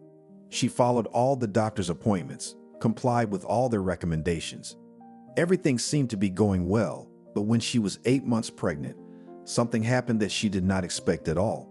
When she went to another appointment with an infectious disease specialist, it turned out that the medications she was prescribed were out of stock, and she could not interrupt the course. Well, what can I do? We're waiting for another shipment. This isn't Washington. This happens all the time. Did you have a stash? The doctor asked dejectedly. What stash? You told me yourself that there would be medicine. You are just new. My patients are already used to the fact that sometimes there are such interruptions. What am I supposed to do? Wait, there should be a shipment in a couple of days. And if they don't, it will, you have to believe. Anna, like many others, had never been treated for HIV before, so she did not realize that these people live in fear, and they are afraid not only to die, but also to go untreated. After talking to one woman who was sitting under the office after the appointment, she learned that this happens quite often, about twice a year. You can buy medicines, but they cost a lot, and they are not always available. How do you cope? Anna asked her new acquaintance with horror. Sometimes I ask to be given pills with a reserve, but it does not always work. So that's what the doctor was talking about. Yeah, that's what a lot of people do. You want to live, but the state has to provide. Really? You think that's the only thing they're supposed to do, but they don't. But yes, it's very depressing. Anna was driving home, trying to figure out what to do, when suddenly she remembered Selena's card. She found it, even though I had to go through several purses, and then called her right away. Telling her what had happened, she hoped she could help. Text me the medications and dosages. I'll find out, replied Harry's ex. Thank you. I'll send a message now. Do you have anything right now? Yeah, for a couple days at the most. Why didn't you go to the doctor beforehand? You're pregnant. They would have given you one. I got caught up. I had things to do. I didn't know this could happen. Keep it in mind for the future. We need to stock up. Okay, wait. I'll call you when I know something. Anna was in shock. She didn't know what to do if even Selena couldn't help, but the phone rang in the evening. Come tomorrow morning, 10 o'clock. I'll be waiting for you. Did you find it? Yes, but take the money. It's not free. In the morning, Anna called a cab and went to her place. Selena had given her a supply of pills, but she had to pay a lot for them. In any case, it was better than nothing. because otherwise the baby could be born with HIV, and this should not be allowed. Anna thanked her for the medicine and then suddenly said, "I'm sorry for what I said to you last time. Now I understand more about why you're doing this. Some people really need help. Just don't give out my contacts. It's a China business. I don't want to go to jail for a few years for that help." "I understand." A week later, the doctor called and said the drugs had arrived. Anna went to the hospital and replenished the supplies, but in her heart, she was glad that now she had at least a small insurance, a stash for a rainy day. And while Anna was happy for herself, she realized that there were probably people who weren't as lucky as she was. They could go without treatment for a week or more, and that's not safe for their health. The thought that the medication could be gone for a month or more made her even more scared. She could only hope that it would never happen. The time for delivery was approaching. The closer the day got, the more the tension inside grew. Negative. Anna read the test results of her newborn daughter. She knew, of course, that it was not yet an indicator, but it was at least the first step. The first analysis was done when the baby was first born. Anna gave birth to a baby girl and named her Vera. She was very hopeful that thanks to the therapy, she had not transmitted her misfortune to her daughter, but she could not be sure of it yet. Anna had a cesarean section on the due date. When she saw her daughter for the first time in her life, she realized that she would love her whether she was born sick or not. But to her surprise, Veronica did not have any abnormalities, except that she was born very small, only 2.5 kilograms, but this is not an indicator. And Anna also had a great desire to live longer because she wanted to see all the significant moments in the life of her daughter.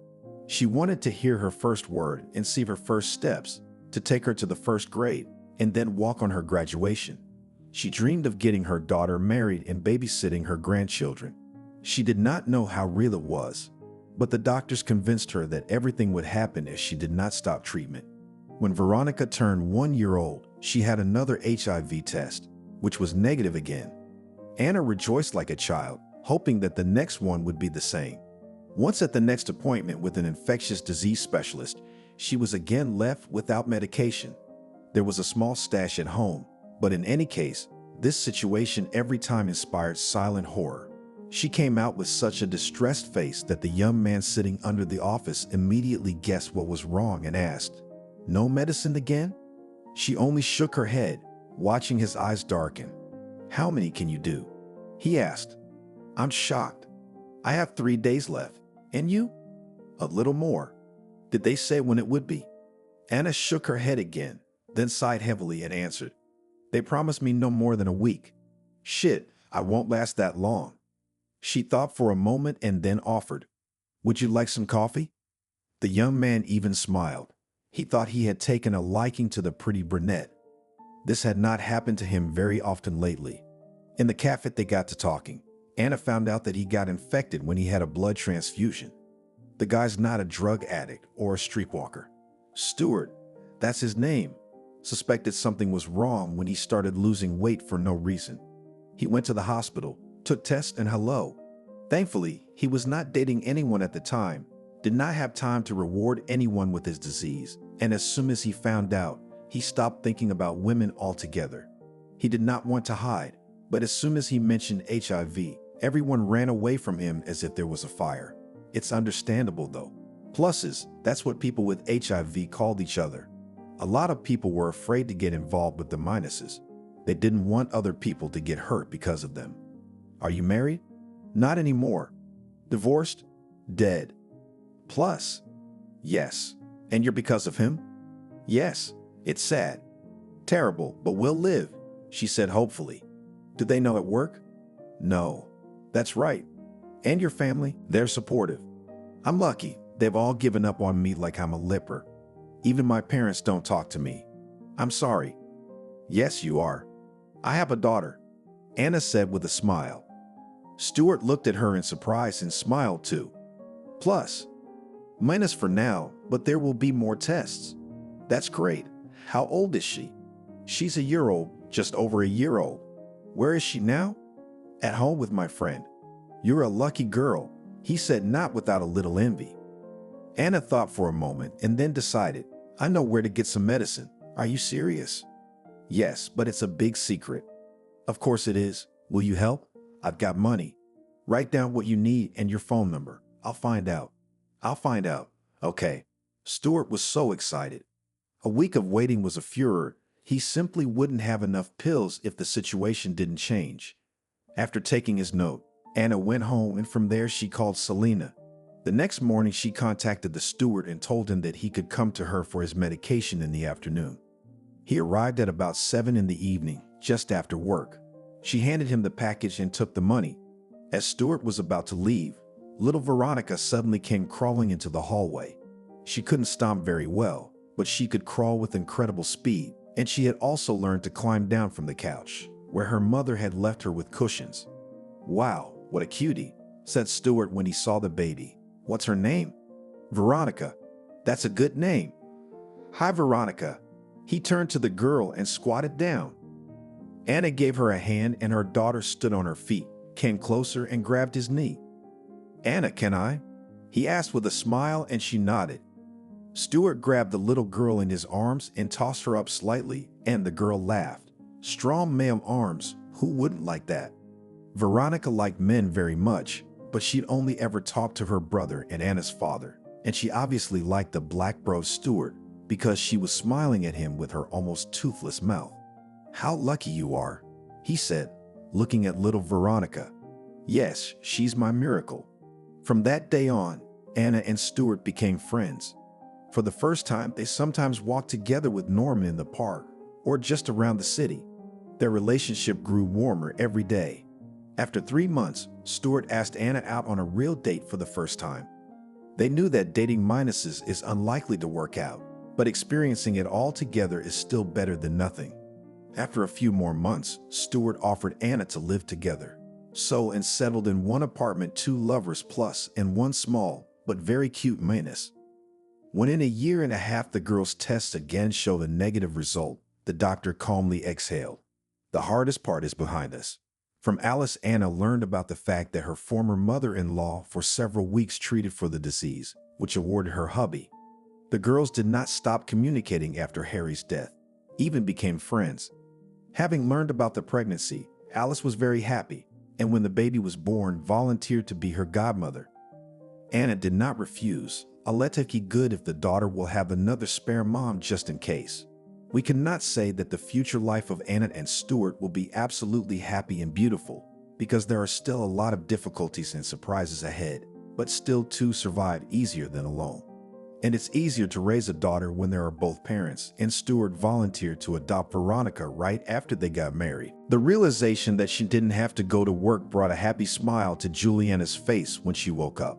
Stretching languidly, she opened her eyes and the smile immediately disappeared. Sighing sadly, she got out of bed and, throwing on a robe, wandered into the kitchen. "Good morning, Sleeping Beauty. Are you going to have breakfast?" Emmeline asked. Julian answered, sitting down at the table.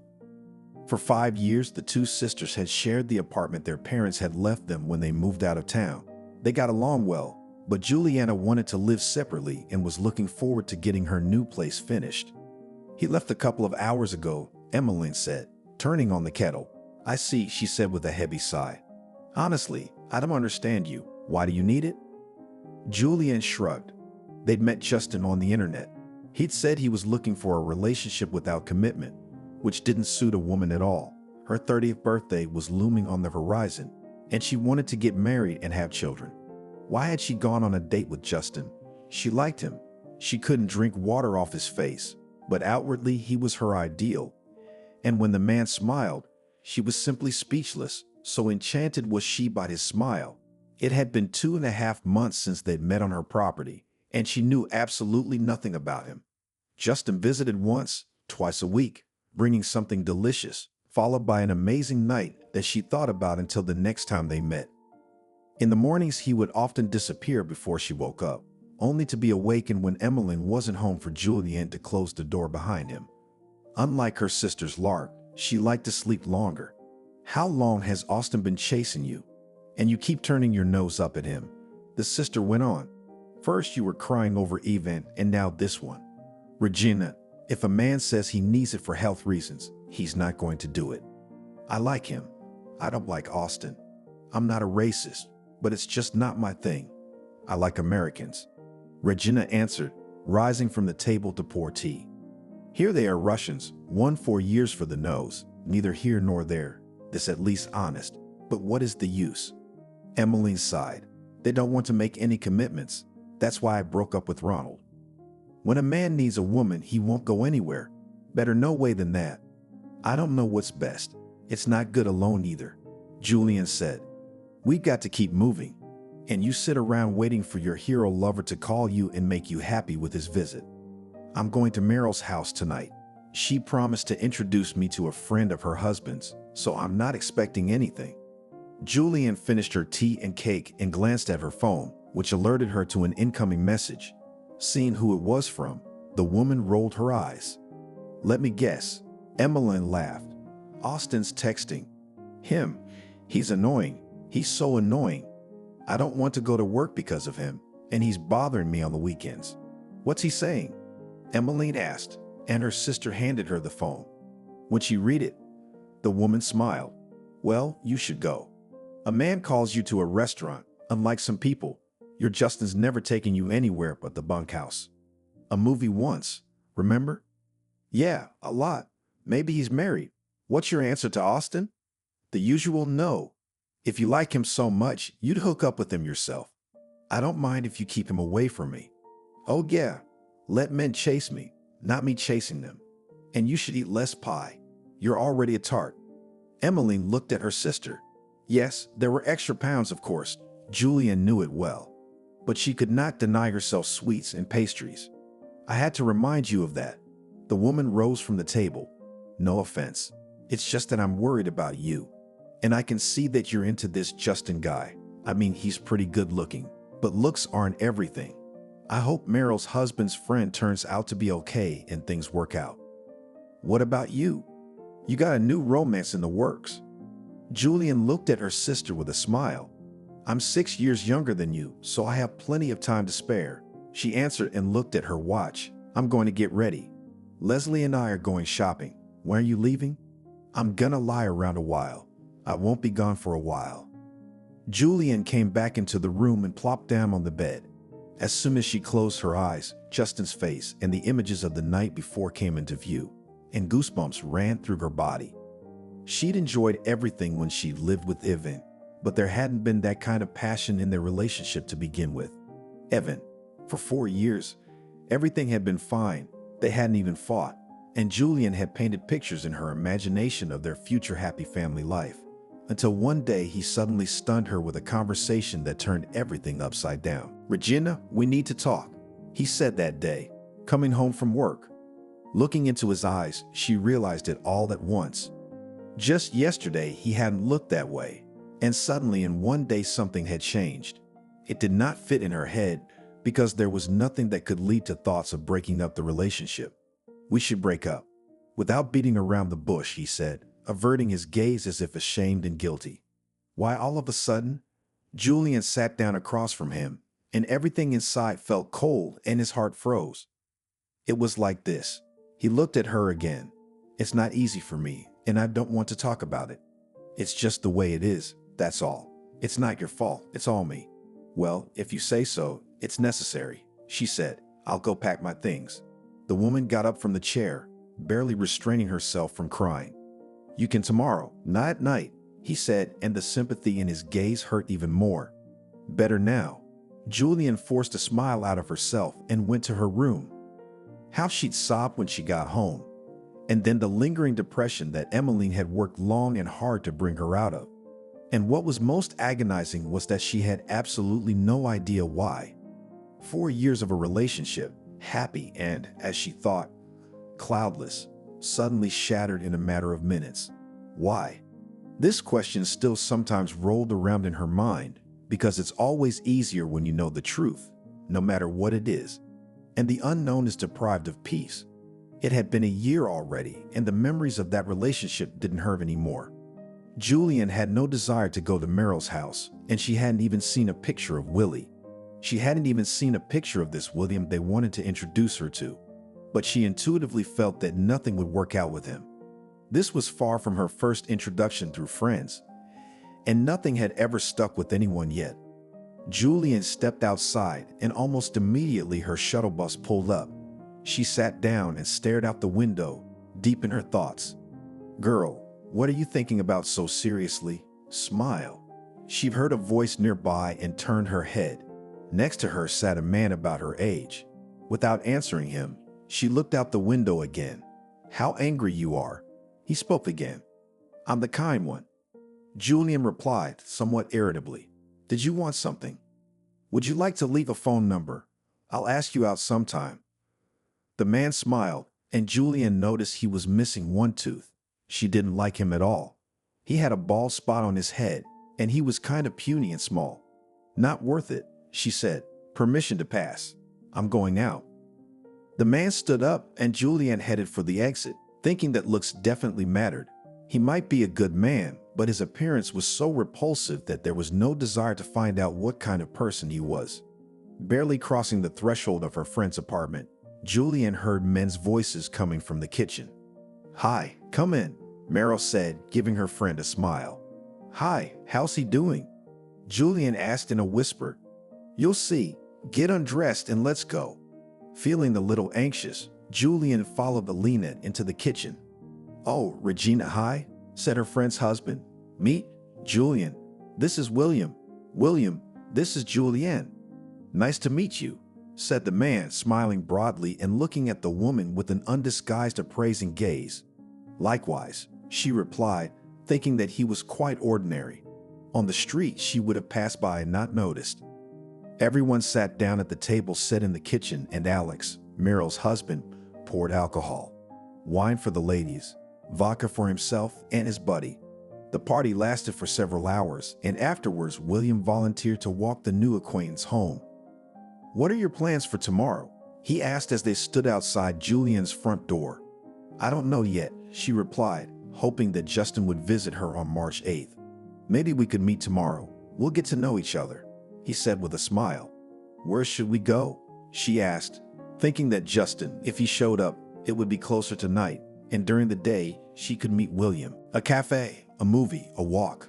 "So, we could," she said. "Yes. Let me write down your number then." The man took out his phone and Julian dictated her number. "Let's do it tomorrow at 3, she said. "I was thinking closer to tonight, but 3 o'clock is 3 o'clock. I'll see you tomorrow." "See you tomorrow." She said goodbye to her new acquaintance and hurried home. Emmeline was already home. She was sitting in the kitchen drinking coffee. "How's the potential fiancé?" she asked her sister as soon as she entered the apartment. So, she said. "Not a hit." "That's because you're fixated on Justine," she quoted her. "Justin had nothing to do with it, and I'm going out with this William guy tomorrow." "That's a good point," Emmeline said approvingly. Without opening her eyes, Julian fumbled for the phone, which was ringing frantically on the nightstand next to the bed. "Hello," she said in a sleepy voice. "Regina, I'm at your house. Happy holidays. Tell me your apartment number and I'll come up." A man's voice answered, and Julian opened her eyes and sighed heavily. "Austin, thank you for congratulating me, but no apartment numbers. Just leave me alone," she said, not hiding her annoyance. "At least come downstairs." Julian got out of bed and went to the window. Austin was standing at the front door with a large bouquet of white roses. She didn't feel like going downstairs to see him, and she didn't want flowers from a man she didn't like. "Okay," she said, and after dropping the call, she began to get dressed. As soon as Julian stepped outside, Austin immediately handed her a bouquet, which she reluctantly took. "Happy holidays. Let's go to a cafe and have some good wine," he said, not wanting to back down. "Thanks for the flowers, but you shouldn't have." "Austin, I've told you 100 times that nothing will happen between us, and I don't want to go anywhere with you." It was a little harsh, but this intrusive beau and work colleague was already boring Julianne. "Why are you being so stubborn? I'm not going to eat you," he answered, but not smiling. "I don't want to." The woman handed him the flowers and got ready to leave. "Take the flowers. It's from my heart." He handed the bouquet back to her, and Julianne immediately dashed out the front door. Wow, it's beautiful," Emmeline said, looking at the bouquet her sister had returned with. "I wish someone would give me one of those." "Take it," said her sister. No, you got one. She blew him off again. I feel sorry for him. Your phone was beeping, by the way. Putting the bouquet on the table, Julian went to her room and picked up her phone and started reading messages from coworkers and William. What's up? I ran to read faster, and Justin didn't even bother to send a text message, said her sister, looking into her room. Don't make it up, she replied. Though actually her sister was right. She was expecting a message from Justin. What a gorgeous bouquet. Emmeline put the bouquet she'd given her sister in a vase. I don't think you'll be getting one of these tonight. I don't care. It doesn't make me happy. Julian replied dryly and then looked at her phone, which was alerting her to a new message. It was from Justin. It was from Justin, wasn't it? Emmeline asked, seeing the change in her sister's face. Yes, Julian replied, reading Happy Holidays. Verbose. The sister shook her head. Would you stop it already? Regina mumbled and immediately her phone rang, but the number wasn't from her address book. Hello. Hi, Happy Holidays. A familiar male voice sounded, and Juliana immediately plopped down on the divan, pale and mouth open in amazement. Hello, Regina. Can you hear me? Hey, Evan, I can hear you. Sitting down next to her sister, Emmeline covered her mouth with her palm and widened her eyes in amazement. How are you? How are you? He asked. I'm fine. Julian replied, trying to come to her senses. The last thing she expected to hear was an ex. You're not married? Not yet. Why don't we get together? Regina was silent again, trying to come to her senses. Hello. Yeah, I can hear you. Why do we need to meet? She asked, trying to figure out if she wanted to see Evan. I've been thinking about you a lot. I'd like to see you. Just sit somewhere and talk. I'm busy today, Julian replied. Maybe you can make time. I don't know. I don't think so. She felt resentful again at the man who had cut her off so abruptly. How about tomorrow then? He asked. We'll see. Thanks for the congratulations, but I'm busy, so I can't talk much, Julian said in an indifferent tone. Okay, I'll call you later. Bye. Bye. Wow, Emmeline said in amazement when Julian ended the conversation.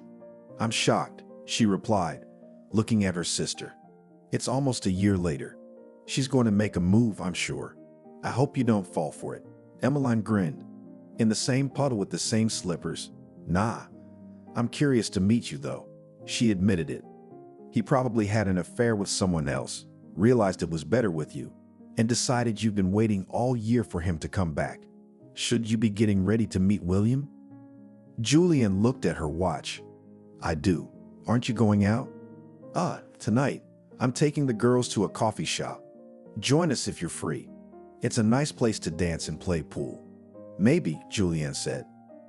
William was waiting outside the movie theater, twirling a single rose in his hands.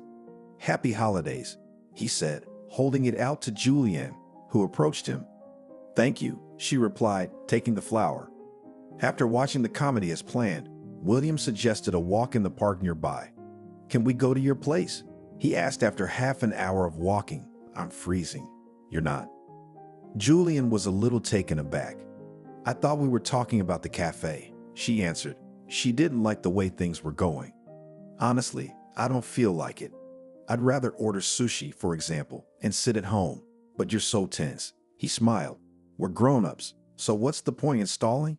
If you don't like me, then why did you agree to meet me? Isn't it fast? And why me? Julian asked, stopping. She wasn't crazy about William, and after these words she had no desire to see him again. You could come to my place, of course, but I'm renting a room. It's next door. It's not very nice. I don't live alone either. I live with my sister, and we're not going to anyone's place. Julian turned in the opposite direction. I'm cold too. Let's go to the bus stop. Julian, are you suggesting we go out for a month like teenagers and go to the movies? I'm not suggesting anything, she replied dryly, but I can't do that. So you don't like me. Shall we go home then? He asked. Let's go home. Julian was glad that the shuttle bus came quickly. The holiday mood had been ruined. First the annoying Austin, now this cocky guy, she thought. Better to hang out with her sister, get some female company, she decided. When she got off the bus, She threw the rose William had given her into the nearest trash can because it didn't look like much and she didn't need it from that man. The phone rang when Julianne was near the house. "Hello," she answered the phone. "Hello again. I'm right outside your house. Why don't we meet up?" Evan asked, and the woman chuckled nervously, thinking about what a day it was. "Evan, why do we have to meet?" she asked. "I really want to see you. Can I come over?" Julian had only one question: why he'd left her after 4 years, and she wanted an answer, even if it was late. "All right. Come on in," she said. Emmeline wasn't home. Julian changed her clothes and warmed up dinner. She was terribly hungry. She had barely finished her soup when the doorbell rang and she opened it to see Evan. Even though her feelings for the man were gone, she was still excited and tense. "This is for you." Evan handed her the lily and the cake. "You shouldn't have, but thank you," she replied. "Come into the kitchen," she said, going in herself. Evan sat down on a stool and Julian put the flour in a vase and turned on the kettle. "You look good," said Evan, smiling and not taking his eyes off the woman. "You haven't changed at all." "You haven't changed either. We haven't seen each other for almost a year. Why did you suddenly think of me today?" she asked, sitting down across from me. "I often thought of you," he answered. "Then why did you leave me?" "We were doing well." Looking into his eyes, Julian asked. "Didn't you understand?" He sighed heavily. "I cheated on you then. I met my first love by chance and it hit me. She and I broke up a couple months ago." "I see." Julian grinned, and I felt even worse than I had before. "So what do you want from me now?" she asked dismissively. "Why don't we try a fresh start?" I was confused then, and then I realized that I didn't love her anymore, but I loved you, Evan said sadly, and there was something pleading for forgiveness in his gaze. "That's interesting. Evan, I was sick of you. I've been hurt and sick for a long time. You can't fix a broken cup. If you want, we can get married. We were good together and we'll be good together again." He got up from his seat and squatted down next to Julianne. "Forgive me, you fool," he whispered, taking her hands in his. Suddenly, she realized that she was ready to say yes to him. Memories of their life together came flooding back, and he seemed so sincere. But on the other hand, Evan hadn't thought about her all this time, just like when he cheated on her with his first love. I mean, would he do that if he loved her? No. Betrayal is unforgivable. She doesn't love him anymore, and she doesn't need a man like that. Julian released her hands and got up from the stool. "Evan, when you love someone, you don't do that. There's no turning back." As soon as she said those words, she was in Evan's arms, and his lips were instantly on hers in a kiss. Julian pushed Evan away from her. "Are you out of your mind?" she asked harshly, stepping a few steps away from him. "You think it's that easy? Go away." "Regina, I understand." He took a step toward her, but she put her hand out in front of her, letting him know not to come any closer. He couldn't resist. "Let's try it again." "I'm not ready for such experiments, knowing in absentia that nothing will work." She stared at the man, marveling at how easy he had it, and how many tears she'd shed, how she'd lived all this time. None of that mattered to him. This time the first love met. Then maybe the second will appear or a new temptation. She didn't want to go through it all again. And so with his appearance he triggered past memories, and past feelings were also remembered, but also pain and resentment, disappointment. "Evan, go away and don't come back," she said calmly, sighing. The man looked at his former lover and went out into the corridor. "Everyone has the right to make a mistake and repent. You are too categorical. I'm leaving. I hope you think about everything and give me a second chance," he said, tying the laces of his shoes. "Don't get your hopes up. Whoever betrayed you once will betray you again. And I don't have any love for you," she answered sharply. "Was there?" Evan grinned sadly. "I did, and it was very painful and bad." Julian admitted honestly. "I want to make it up to you," he said wistfully, trying to take her hand, but Julian wouldn't let him.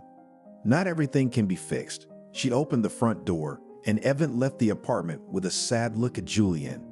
The woman returned to the kitchen and poured herself a glass of wine. What kind of day is this? She asked herself. Are there any normal men in this world? After drinking the wine, Julian looked at her watch. She didn't feel like going out, so she decided that she wouldn't go to her sister's cafe, but would rather watch some positive love movie at home. How angry she was at Evan for stirring up all those feelings that had been forgotten over time. When the phone rang, she flinched in surprise. "Well, are you coming?" Emmeline asked, and in the background music and a woman's tinkling laughter could be heard. "No, I don't feel like going anywhere," she said. "Why so sad? How'd it go with William?" "It didn't. He asked me to go home and continue the banquet. I also had time to talk to Evan. He suddenly wants to go back to living with another woman. I have a beautiful March 8th. Julian said sarcastically. "Yeah, all the more reason to join us. We'll sit in a purely sorority dance. I don't need them, these men. I don't want to ruin the holiday for them. Come on over." "You're probably right. I'm just so angry."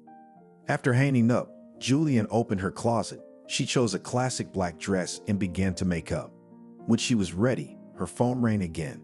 This time it was Justin calling, which the woman hadn't expected after his message. "Happy holidays." "Hi, what are you doing?" he asked. "You're the only thing I need to be happy about today," she thought, getting even angrier at the male population of the planet. When she heard his voice, she suppressed the joy from his call, which tried to seep through the resentment and anger. "I'm leaving," she answered briefly. "I thought I'd see you tonight," he said, and from his tone it was clear that the man was surprised to hear such an answer. "It's a holiday." "I'm sitting here waiting for you," Julianne thought, and the resentment in her soul was only growing. "I have other plans," she answered a little harshly. "Besides, we didn't have an appointment." "Are you mad at me?" he asked. Julianne exhaled. There was nothing to be angry about, because Justin had been honest and hadn't promised anything he didn't intend to do. "Not angry," Julian replied, calming down a little. "It's just that there are plans, so not tonight. Maybe later, when you're free." "I have a free day tomorrow. We could spend it together," Justin said. I don't know. I have to go," she said, though her desire to stay was overriding her common sense. "If you want to see me, call me. You don't seem to be in a good mood today. Happy holidays again." "Thank you." When she finished talking, Julianne sat down. She wanted to cry. Why did everything have to be like this? She wanted to meet Justin, but this man wasn't the one for her, even though she had feelings for him that she couldn't deny. She picked up her phone and hailed a cab. Finally, Emmeline said when she saw her sister, "We're already celebrating." The woman sat down at the table where, besides her sister, 2 of her friends were sitting. All the women were already well into the party. "Why are you so sour?" asked one of them. "Yes, had time to spoil the mood, men," Julian answered, taking the menu in her hands. "They are not worth to be sad about them and even less to be killed," replied the other. "Mine, when he went to his Caroline, I sighed with relief that now I don't have to put up with that asshole. There are few normal people, so we settle for all sorts of nonsense. What do we need?" "No." The woman drank a glass of vodka and wrinkled her nose. "I want normal human relations, love, care. And there are people around."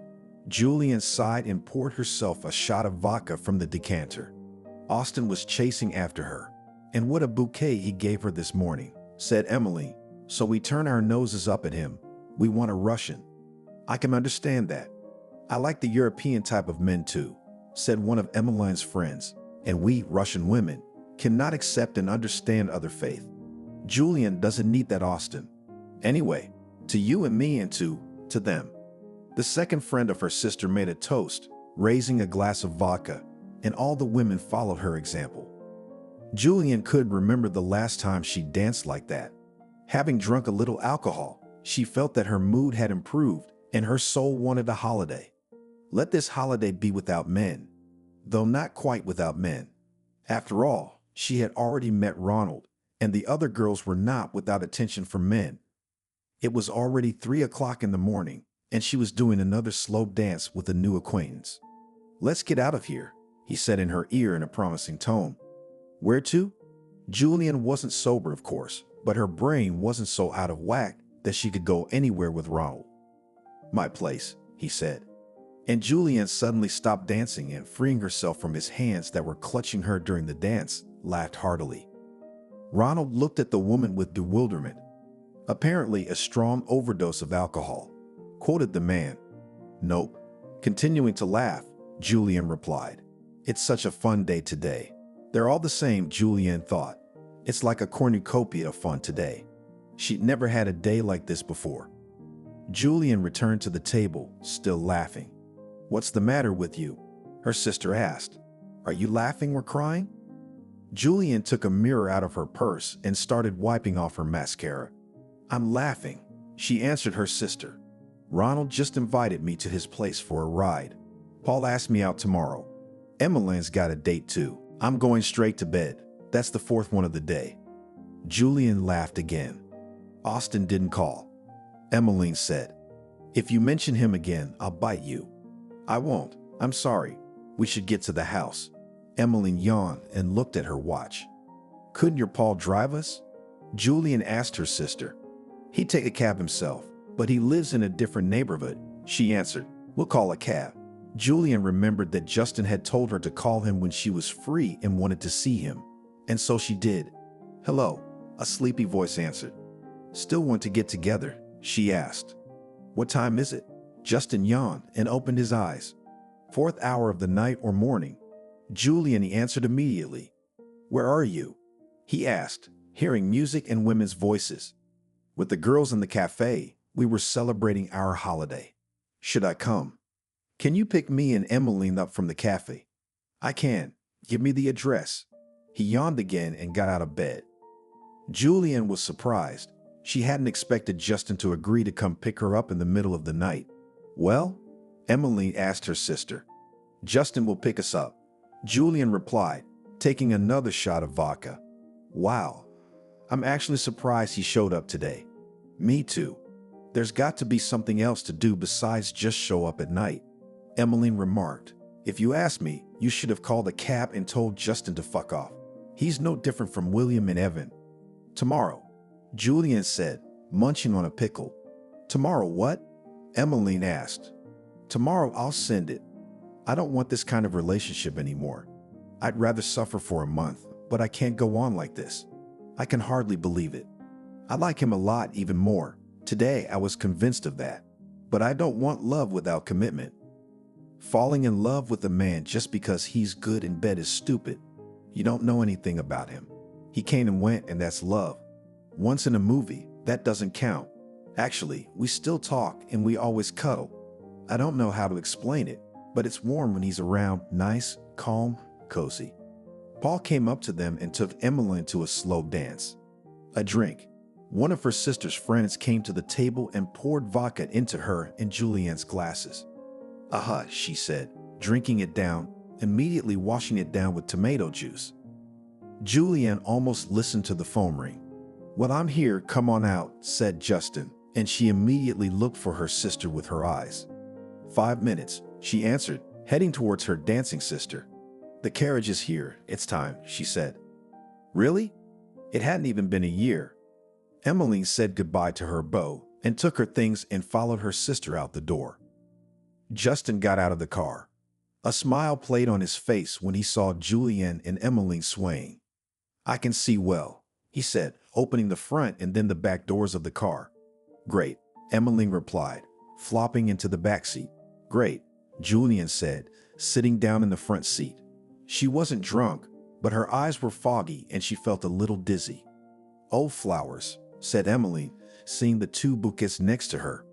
Don't crush them, Justin said, and Julian looked back. On the back seat were 2 very beautiful bouquets, assembled from different flowers. Turning her head back, she looked at Justin. One for you and one for Emmeline, he said, as if reading her mind. Why would he do that? Julian asked snidely.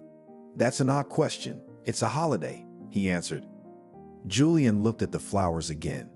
It was so unexpected that the woman fell into a stupor.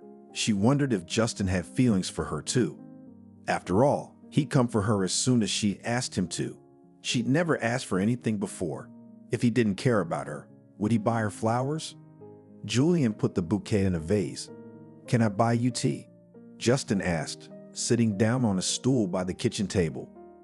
Julian silently turned on the kettle and sat down opposite the man, while Emmeline looked in the fridge.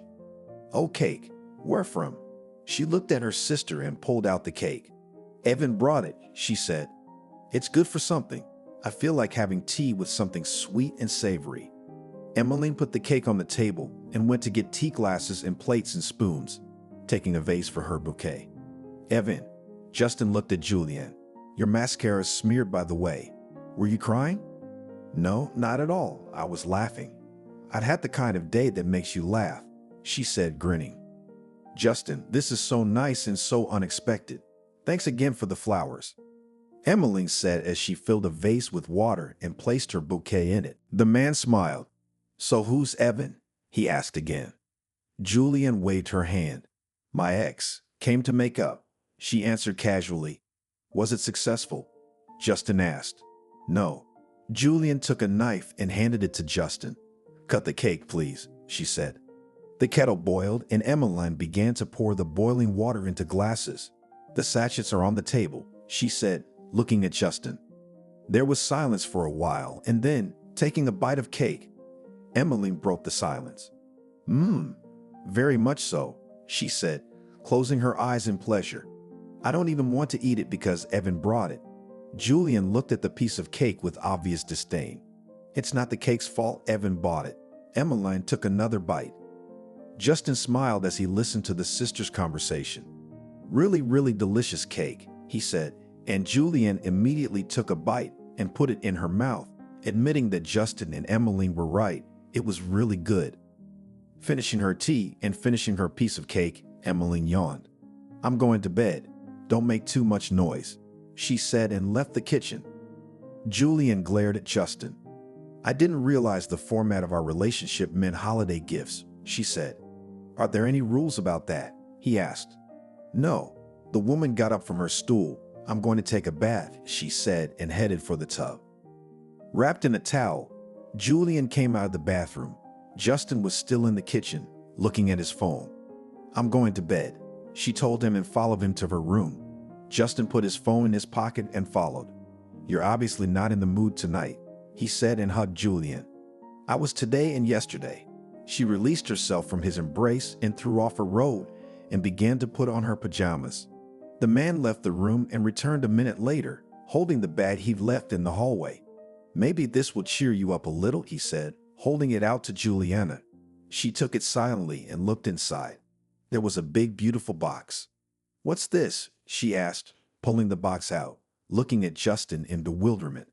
A modest holiday present, he replied. Julian sat down on the bed and opened the box.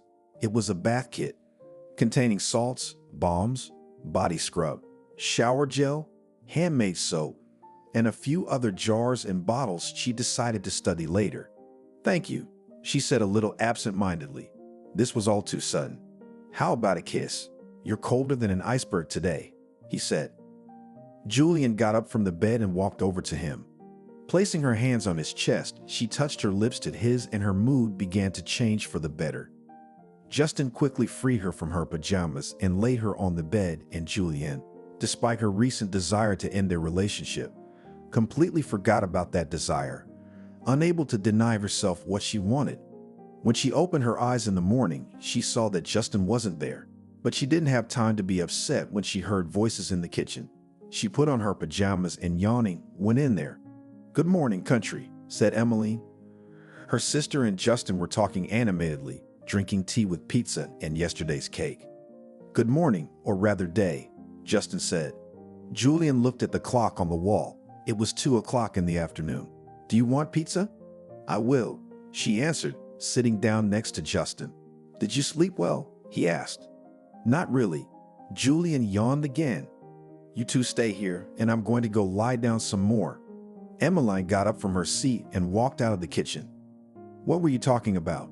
Julian asked Justin. Just about nothing, he answered, eating another slice of pizza. After eating, Julian went back into the room and lay down on the bed. Are you planning on lying around all day? Justin asked her. I'm so tired. That's the limit of my dreams right now, she answered and smiled. Me too. Do you mind if I keep you company? He asked and lay down next to her. I don't mind. Julian nestled against his chest and he put one arm around her. She closed her eyes and sighed peacefully. She felt so good right now. She didn't want to talk about their relationship right now, but to enjoy the moment when Justin was near her and she was cozy and warm in his arms. Waking up, Julian was lost in time, whether it was work or still a day off. She looked at the clock. It was 8 o'clock in the evening. Recovering her memory of recent events, she sighed and leisurely got out of bed. Justin wasn't there as usual, and her mood had taken a sharp turn for the worse. Her head was a little sore and she was thirsty. Julian wandered into the kitchen.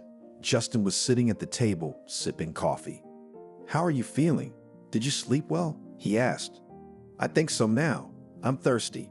She poured a full glass of water and emptied it. Just then the doorbell rang and the woman almost jumped in surprise. "I'll get it," Justin said. "It's a delivery." He walked out into the hallway, closing the kitchen door behind him. A couple minutes later, he came back with a package. "What's this?" Julian looked at the package. "Ordered Chinese food. You want some?" "I will. Is Emmeline still asleep?" Justin shrugged. "She wasn't in the kitchen when I woke up, and I didn't look in the room." Julian walked out of the kitchen and went back in, making sure her sister wasn't home. She remembered that Paul from the cafe had asked her out yesterday, and she concluded that Emily had gone to meet him. "She's not at home," she said, taking a seat across from Justin. The man set a few boxes in front of her with Chinese noodles with chicken, eggplant and sweet and sour sauce, and steamed buns with caramel. "It's delicious." "Ah, thank you." Justin always ordered some kind of food when he came to see her, which was nice, but not everything Julian wanted. "You're welcome," he replied and smiled. "Justin, what's next?"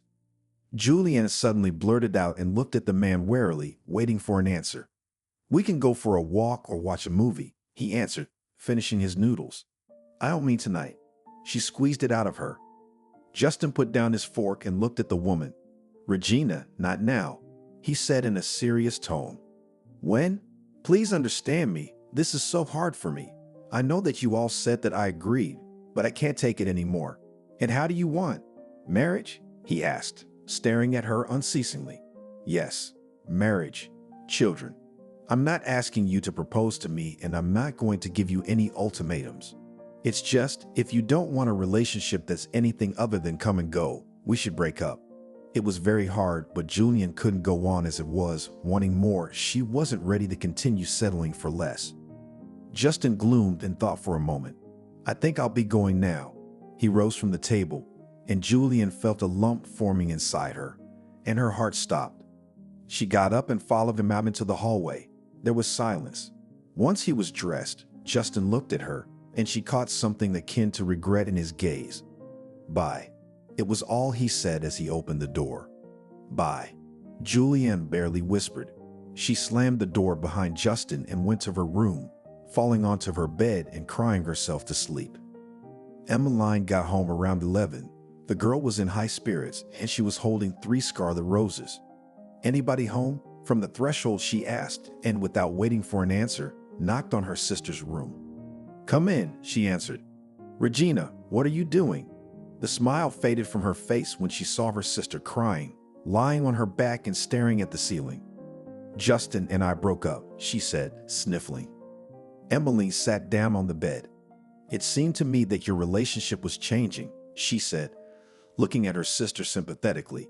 "While you were asleep and we were chatting in the kitchen, he seemed to me quite a normal man. And the fact that he took us away, congratulated you. I thought he might have feelings for you after all." "We talked." "Apparently not since he left." Julian cried again. "Why am I so unlucky?" "It's not you. It's men these days. He's gone and gone. You don't have to feel so bad about it." "Emmeline, I think I'm falling in love with him already. I don't want it to end like this." Julian looked at her sister, wiping away her tears. "I don't want it to just end like that. This love without commitment is just torturing me. I told you a long time ago that you couldn't do that. And it was clear you had a soft spot for him too." Emmeline sighed. "Look, Paul has a friend who's been asking if I have an open girlfriend. Why don't the 4 of us go out next time?" "Hey, I don't want to do anything." Julian mumbled. "You're gonna have to back off a little bit then. I asked about this friend. Paul says he's a nice guy. He's 3 years younger than you, but that's nothing. Justin's younger too, right? Yeah, a year and a half. I'll ask for a picture. If you don't like it, don't go. It's not like you're missing anything. I'll make a date for next weekend. Suit yourself. Julian answered indifferently and turned on her side. She didn't feel like doing anything right now. Even today and last night she had felt happy for a while, but she was probably just wishful thinking, because if Justin had feelings for her, would he have left? No, of course not, her mind told her. The next day, Julian came home from work blacker than a cloud, and Emmeline thought her sister was going to start throwing lightning bolts. Everything's mad, said Julian, tossing the grocery bag on the floor carelessly. Like what? Emmeline picked up the bag and carried it into the kitchen. Austin. God, I'm so sick of him. I've got some bad news too. Albert's being promoted, and we have a new department head starting Monday. We just started working normally with an adequate man after the last idiot, and now we'll get assigned again. Well, don't get excited. Maybe this one will be normal too. My gut says no. Julian sat down on a stool. My gut can be wrong too. I sent you a picture of Steve today, Paul's friend. What do you think of him? I think he's pretty cool. We're going to that cafe we went to on Saturday. Don't say no. I won't. To be honest, I haven't looked at the pictures. Julian took out her phone and looked at the picture. Normal, she said dryly.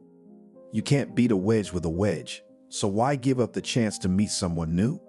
Maybe this one will be okay, she thought, and sighed heavily. Thoughts of Justin had been on her mind all day, and Julian was angry at herself for being hurt by someone who wasn't worth it. You should have seen yourself from the outside. You had a face like you'd eaten lemons, said Emmeline when she and her sister got home. Steve's pretty normal. I know it's hard to switch quickly, but you don't have to cut him off right away. What am I gonna do? All I can think about is Justin. Julian sighed heavily. I don't want Steve, I want Justin. You're just used to him. You'll get used to him, you'll see. I'm going to bed. Tomorrow's a big day, Julian said with a little sigh. Cheer up. Good night, Emmeline replied to her sister. I'll do my best. Julian went to the bathroom and then plopped down on the bed and closed her eyes.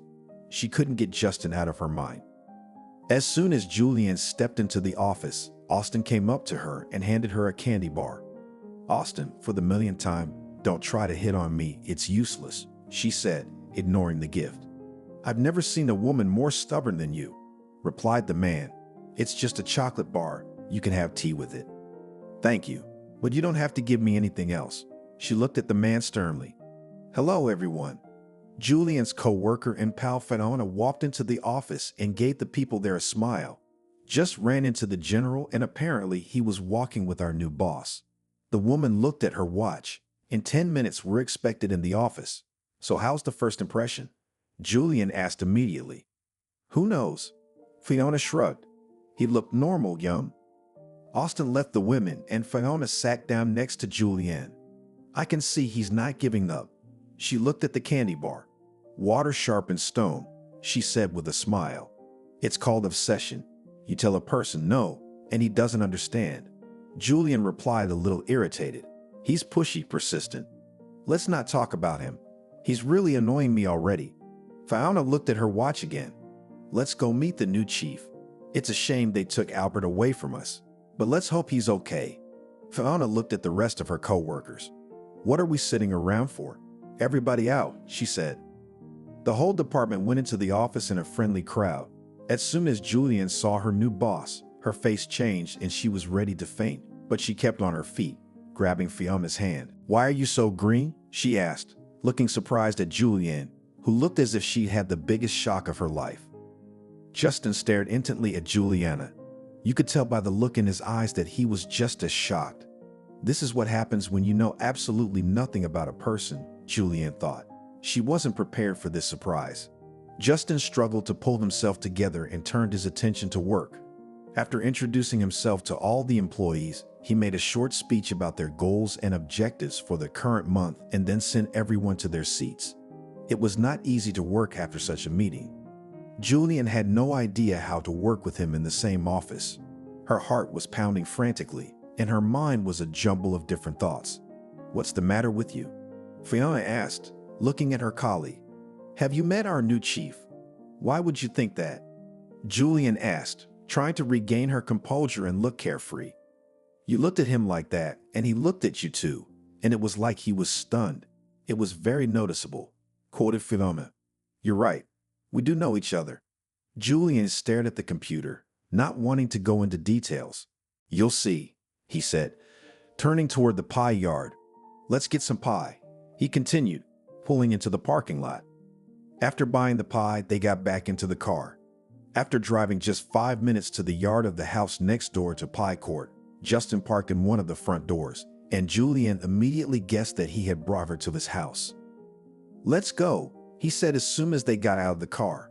Julian followed him, but not to the front door, but to the playground. A little girl of about 3 smiled broadly and climbed down from the swings on which an older woman was swinging her. "Daddy, Daddy," she ran toward Justin, and Julian stood frozen in one place, eyes fluttering in amazement. Justin picked the girl up in his arms and she wrapped her arms around his neck. "How's my bunny doing?" he asked. "Good. Grandma and I have been waiting for you here," she answered and looked at Julian. "Daddy, who is that?" she asked. Justin turned to face Juliana and set his daughter on the ground. "That's our guest. Call Grandma. Let's go home for tea and cake," replied he to his daughter. The girl approached Juliana, and she squatted down and smiled. "My name is Juliana, and you?" she asked. "Veronica," the girl answered and immediately ran back to the playground. Justin looked intently at Juliana. "My mom lives with us, helping me with Veronica," he said. "You have a very sweet daughter," Julian said with a smile. A minute later, Veronica came to them again, accompanied by her grandmother. The woman smiled good-naturedly at Julian. "Hello, I'm Justin's mom, Georgia," she said. "Hello, Julian." A little embarrassed, she said. "Daddy, what kind of pie did you get?" Veronica asked, looking at the box he was holding. "Your favorite cherry," he answered, and everyone headed for the house. As they drank tea and talked casually at the table, Justin watched Julianne intently, and she felt as if he were trying to read her mind, and she sensed that he was still tense. "Would you like to see my dollhouse?" Veronica asked and looked at Julian. "Of course I do," she said, still smiling. "Then let's go." The little girl got off the chair and took Julian's hand and led her to her room. "Good woman," said Georgia to her son. "Are you seeing her?" "You could say that," he answered his mother. "Justin, I think she and Veronica will get along. Julian's nothing like that Caroline of yours." The woman cringed a little at the mention of her son's ex. That Caroline had seemed white and fluffy, but it turned out that a man with a child was a burden to her. Her dreams of dumping Veronica on her grandmother had failed, and in the end Justin had parted with her without a drop of regret. Julian walked into Veronica's room and immediately saw a large dollhouse with all kinds of furniture. "Wow," she replied, looking at it and thinking that she would play in such a lovely thing herself. "Do you like it?" Veronica asked. "Very much," she answered. "Will you play with me?" "Sure." Justin walked into his daughter's room and smiled as he watched her and Julian playing together. "Can I join you?" he asked.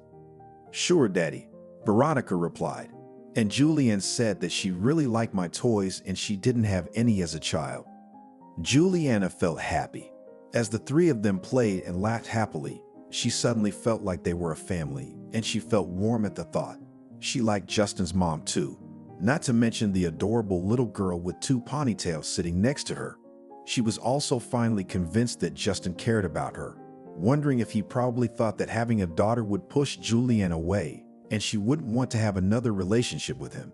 As they played, they lost track of time a little, but Georgia reminded them that it was past Veronica's bedtime.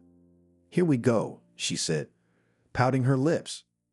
"We'll definitely play again later," said Justin, kissing the girl on the cheek. "Julian, will you come to visit us again?" Veronica asked, looking at the guest. "If you invite me, I will definitely come," she answered. "I will. We'll play with my other toys. I have a lot of them." "Right, Daddy?" She looked at Justin. "We will. Now it's time for the good girls to wash up and go to bed," he replied. Before going to wash up and go to bed, Veronica hugged her father. "Good night, Daddy," she said and walked over to Juliana, and she almost cried when the little girl hugged her too. Such a sweet and affectionate little girl, she thought. "Good night, Julianne," she said and went into the bath with her grandmother. "So cute," Juliana said to Justin, wiping a tear from her cheek, which she still couldn't hold back, being touched by what was happening. Justin smiled contentedly. "Come on, I'll take you home," he said. "Come on," Julianne replied. She was overwhelmed with joy that Justin had introduced her to this family, let her into his world, which until now had been a mystery to her. "Are you going home?" Julianne asked Justin when they stopped outside her front door. "I can stay at your place," he said, "if you don't mind." "I don't mind," Julianne said with a smile. Emmeline wasn't home. They went into the kitchen and Julianne put the kettle on. "Justin, I'm really glad you introduced me to your mother and daughter," she said, looking at the man. "And you still want another relationship?" he asked, looking at her intently. "Of course I do. Do you really think that having a child with you can affect my feelings for you? Especially since Veronica is so cute?" Julianne asked sincerely, and Justin smiled. "A lot of people are put off by that. And what are your feelings for me?" Continuing to smile, he asked. Julianne was a little embarrassed. "I love you and I want to be with you. And Veronica doesn't scare me away at all, on the contrary," she admitted honestly. The kettle boiled and Julianne got up to get the glasses and pour the tea. Justin got up from his seat and walked over to her. "I want a different relationship with you two," he said and hugged the woman. "Do you love me?" she asked, looking into his eyes. "Of course I do," he answered. If he didn't love her, he wouldn't have wanted anything. And certainly he wouldn't have introduced me to his mother and Veronica. "Let's sit down. I want to tell you something else." He sat down on a chair, pulling Julianne onto his lap.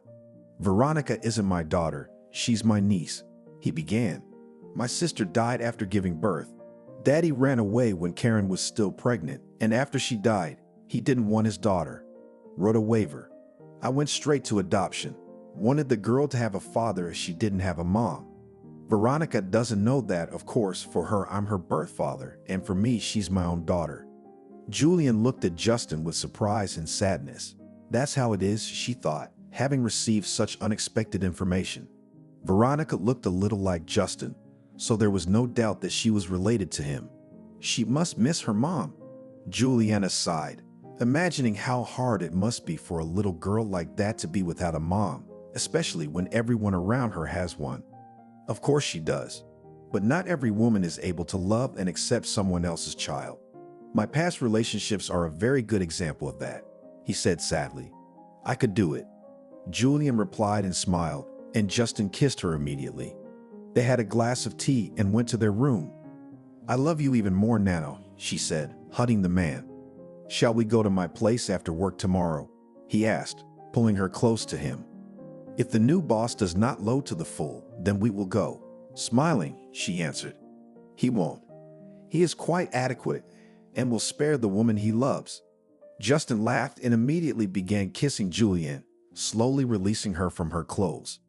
They drove to work together and Julianne was glowing with happiness. Well. Fahima looked at her co-worker. I don't recognize you, she remarked. It was clearly not without a man. Did you and Evan get back together? No, of course not. Julianne replied. What was, is gone. Then who? Come on, tell me. The woman took her seat and stared expectantly at her colleague. A completely different man. Let's get to work, she replied. Of course, soon everyone would know about her and Justin, but for now she didn't want to talk about it. Austin entered the office and walked past the women, barely saying hello, and Julianne breathed a sigh of relief, hoping that he had finally realized that his advances were futile and that he would leave her alone. Justin was already waiting in the car when Julianne left the office. They decided it was better to leave the workplace separately so that rumors wouldn't spread. Let's stop at the baby store on the way, she said. Why? Justin asked, pulling out of the parking lot. I want to buy Veronica a present. The man smiled. She already has a room full of toys, he replied. So what? When they go to visit children, they always bring something. So let's go and tell me what she likes. Let's go. I promised I'd get her a puppy patrol set, but I haven't gotten around to it yet. After some thought, Justin said, Then I'll buy it. Julian replied happily. When they arrived at Justin's house, Veronica was walking on the playground with her grandmother, just like yesterday. When she saw them, she immediately ran toward them. Daddy, it's so great that Juliana came to us again, she said as she hugged Justin and then walked over to Julianne, who squatted down and opened her arms. Veronica hugged the woman and smiled. Are we all going to play together again tonight? She asked. Of course we will. I also have a present for you. Julian took out a box with a set of puppies from the cartoon Puppy Patrol. I've wanted them for so long, the girl exclaimed happily. Grandma, look.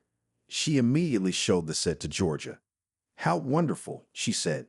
She looked at Julian with a smile and immediately turned to her son. Justin, Grandma called.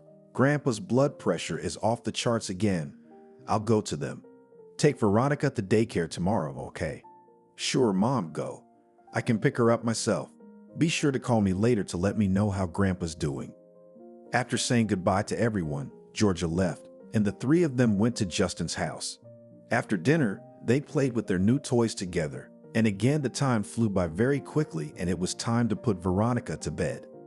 Grandma wasn't home, Veronica said. She usually gives me a bath before I go to bed. I can give you a bath if you don't mind, Julian answered. That's great. I have toys in my bathtub too.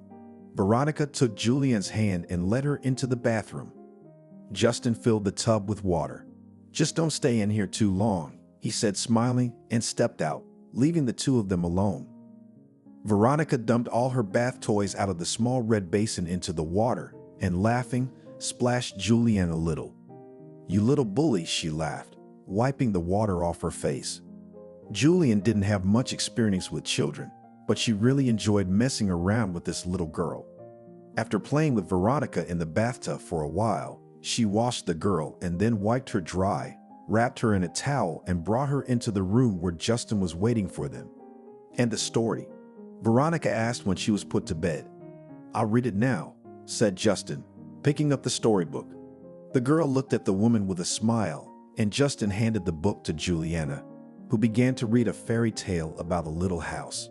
Justin looked at her and at Veronica, thinking that this time he had not made a mistake in choosing a woman, and Juliana would be a wonderful mother and wife. Julian had no sooner finished reading the story than Veronica fell asleep, and she and Justin left her room. Will you stay at my place? He asked, putting his arm around the woman, and Juliana nodded in agreement. Are you going to live with us now? Veronica asked Julian as they ate breakfast together in the kitchen. She looked at Justin, feeling a little awkward. I hope so, Justin answered with a smile as he looked at Julian. Are you going to be my mom now? Veronica asked her again. I would like that, Julian answered. Wouldn't you? She smiled at the girl, thinking that she would really like that. Me too. Daddy says I'm going to have a mom, but I don't have one, she replied. Daddy was right. I do now. Let me braid your pigtails for you. Julian looked at Justin. Do you have any rubber bands for your hair? She asked him. I'll get some. The man got up from the table and went into the room. Are you and Daddy picking me up from daycare together today? The girl asked, smiling at Julian. I think we will do everything together now, and I have long dreamed of such a pretty daughter like you. Julian stroked the girl's cheek. She and Justin took Veronica to the garden and then drove to work. In the evening, they picked her up and went home to Justin's house again. Will you move in with me? Justin asked Julian as they cuddled together and went to bed. Yes, she answered, pressing herself against him. Will you marry me? He asked, and Juliana raised her head and looked fondly into his eyes. Of course I will, she answered and kissed him on the lips. The next day after work, they went to Julian's house to pick up her things. Emmeline was at home. Seeing her sister with Justin surprised her. They hadn't seen each other for the past few days. Emmeline had been having an affair with Paul and hadn't been home, and neither had Julianne, who didn't know that her sister's life had changed because she hadn't said anything at all on the phone. Hi, she said, looking at her sister in a somewhat judgmental way. We're just getting our stuff, Julianne answered. What kind of stuff? Emmeline asked, not hiding her surprise. "I'm moving in with Justin," Julian said with a smile. "That's news. You're not getting married by any chance?" she asked. "We are," Justin answered and smiled broadly. "Wow. Well, I'm happy for you." Emmeline was a little embarrassed to hear that. Who would have thought that her sister and Justin's relationship would take such a turn for the worse? She hadn't expected it, but she was happy for her sister. Julian went to live with Justin, and a couple months later they were married.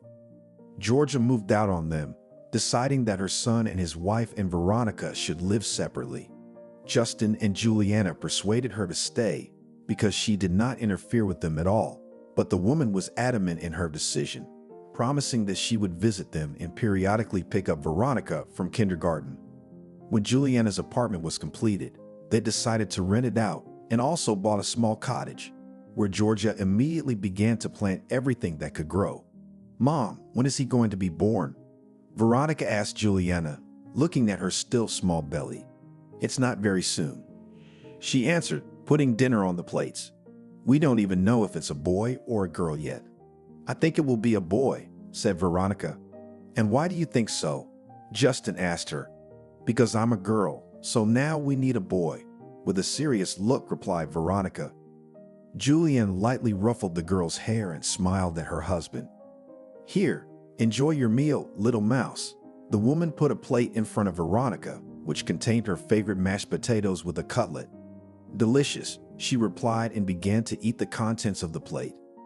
Julian sat down at the table and smiled as she watched her husband and daughter devour the dinner she had prepared. How happy she was that her dream had come true. She has a loving husband, a beautiful daughter, and in half a year there will be one more baby in their family. Veronica quickly began to call her mom because the baby for a very long time lacked a mother, and Juliana sincerely loved her and became for her the real mom. In their family reigned peace and harmony because each of its members was happy and loved. There is no love without commitment. After all, when there is love, there is a desire to let your soulmate into your world, to share joy and sadness, ups and downs, and obligations are not burdensome when there is love, because caring for loved ones brings joy.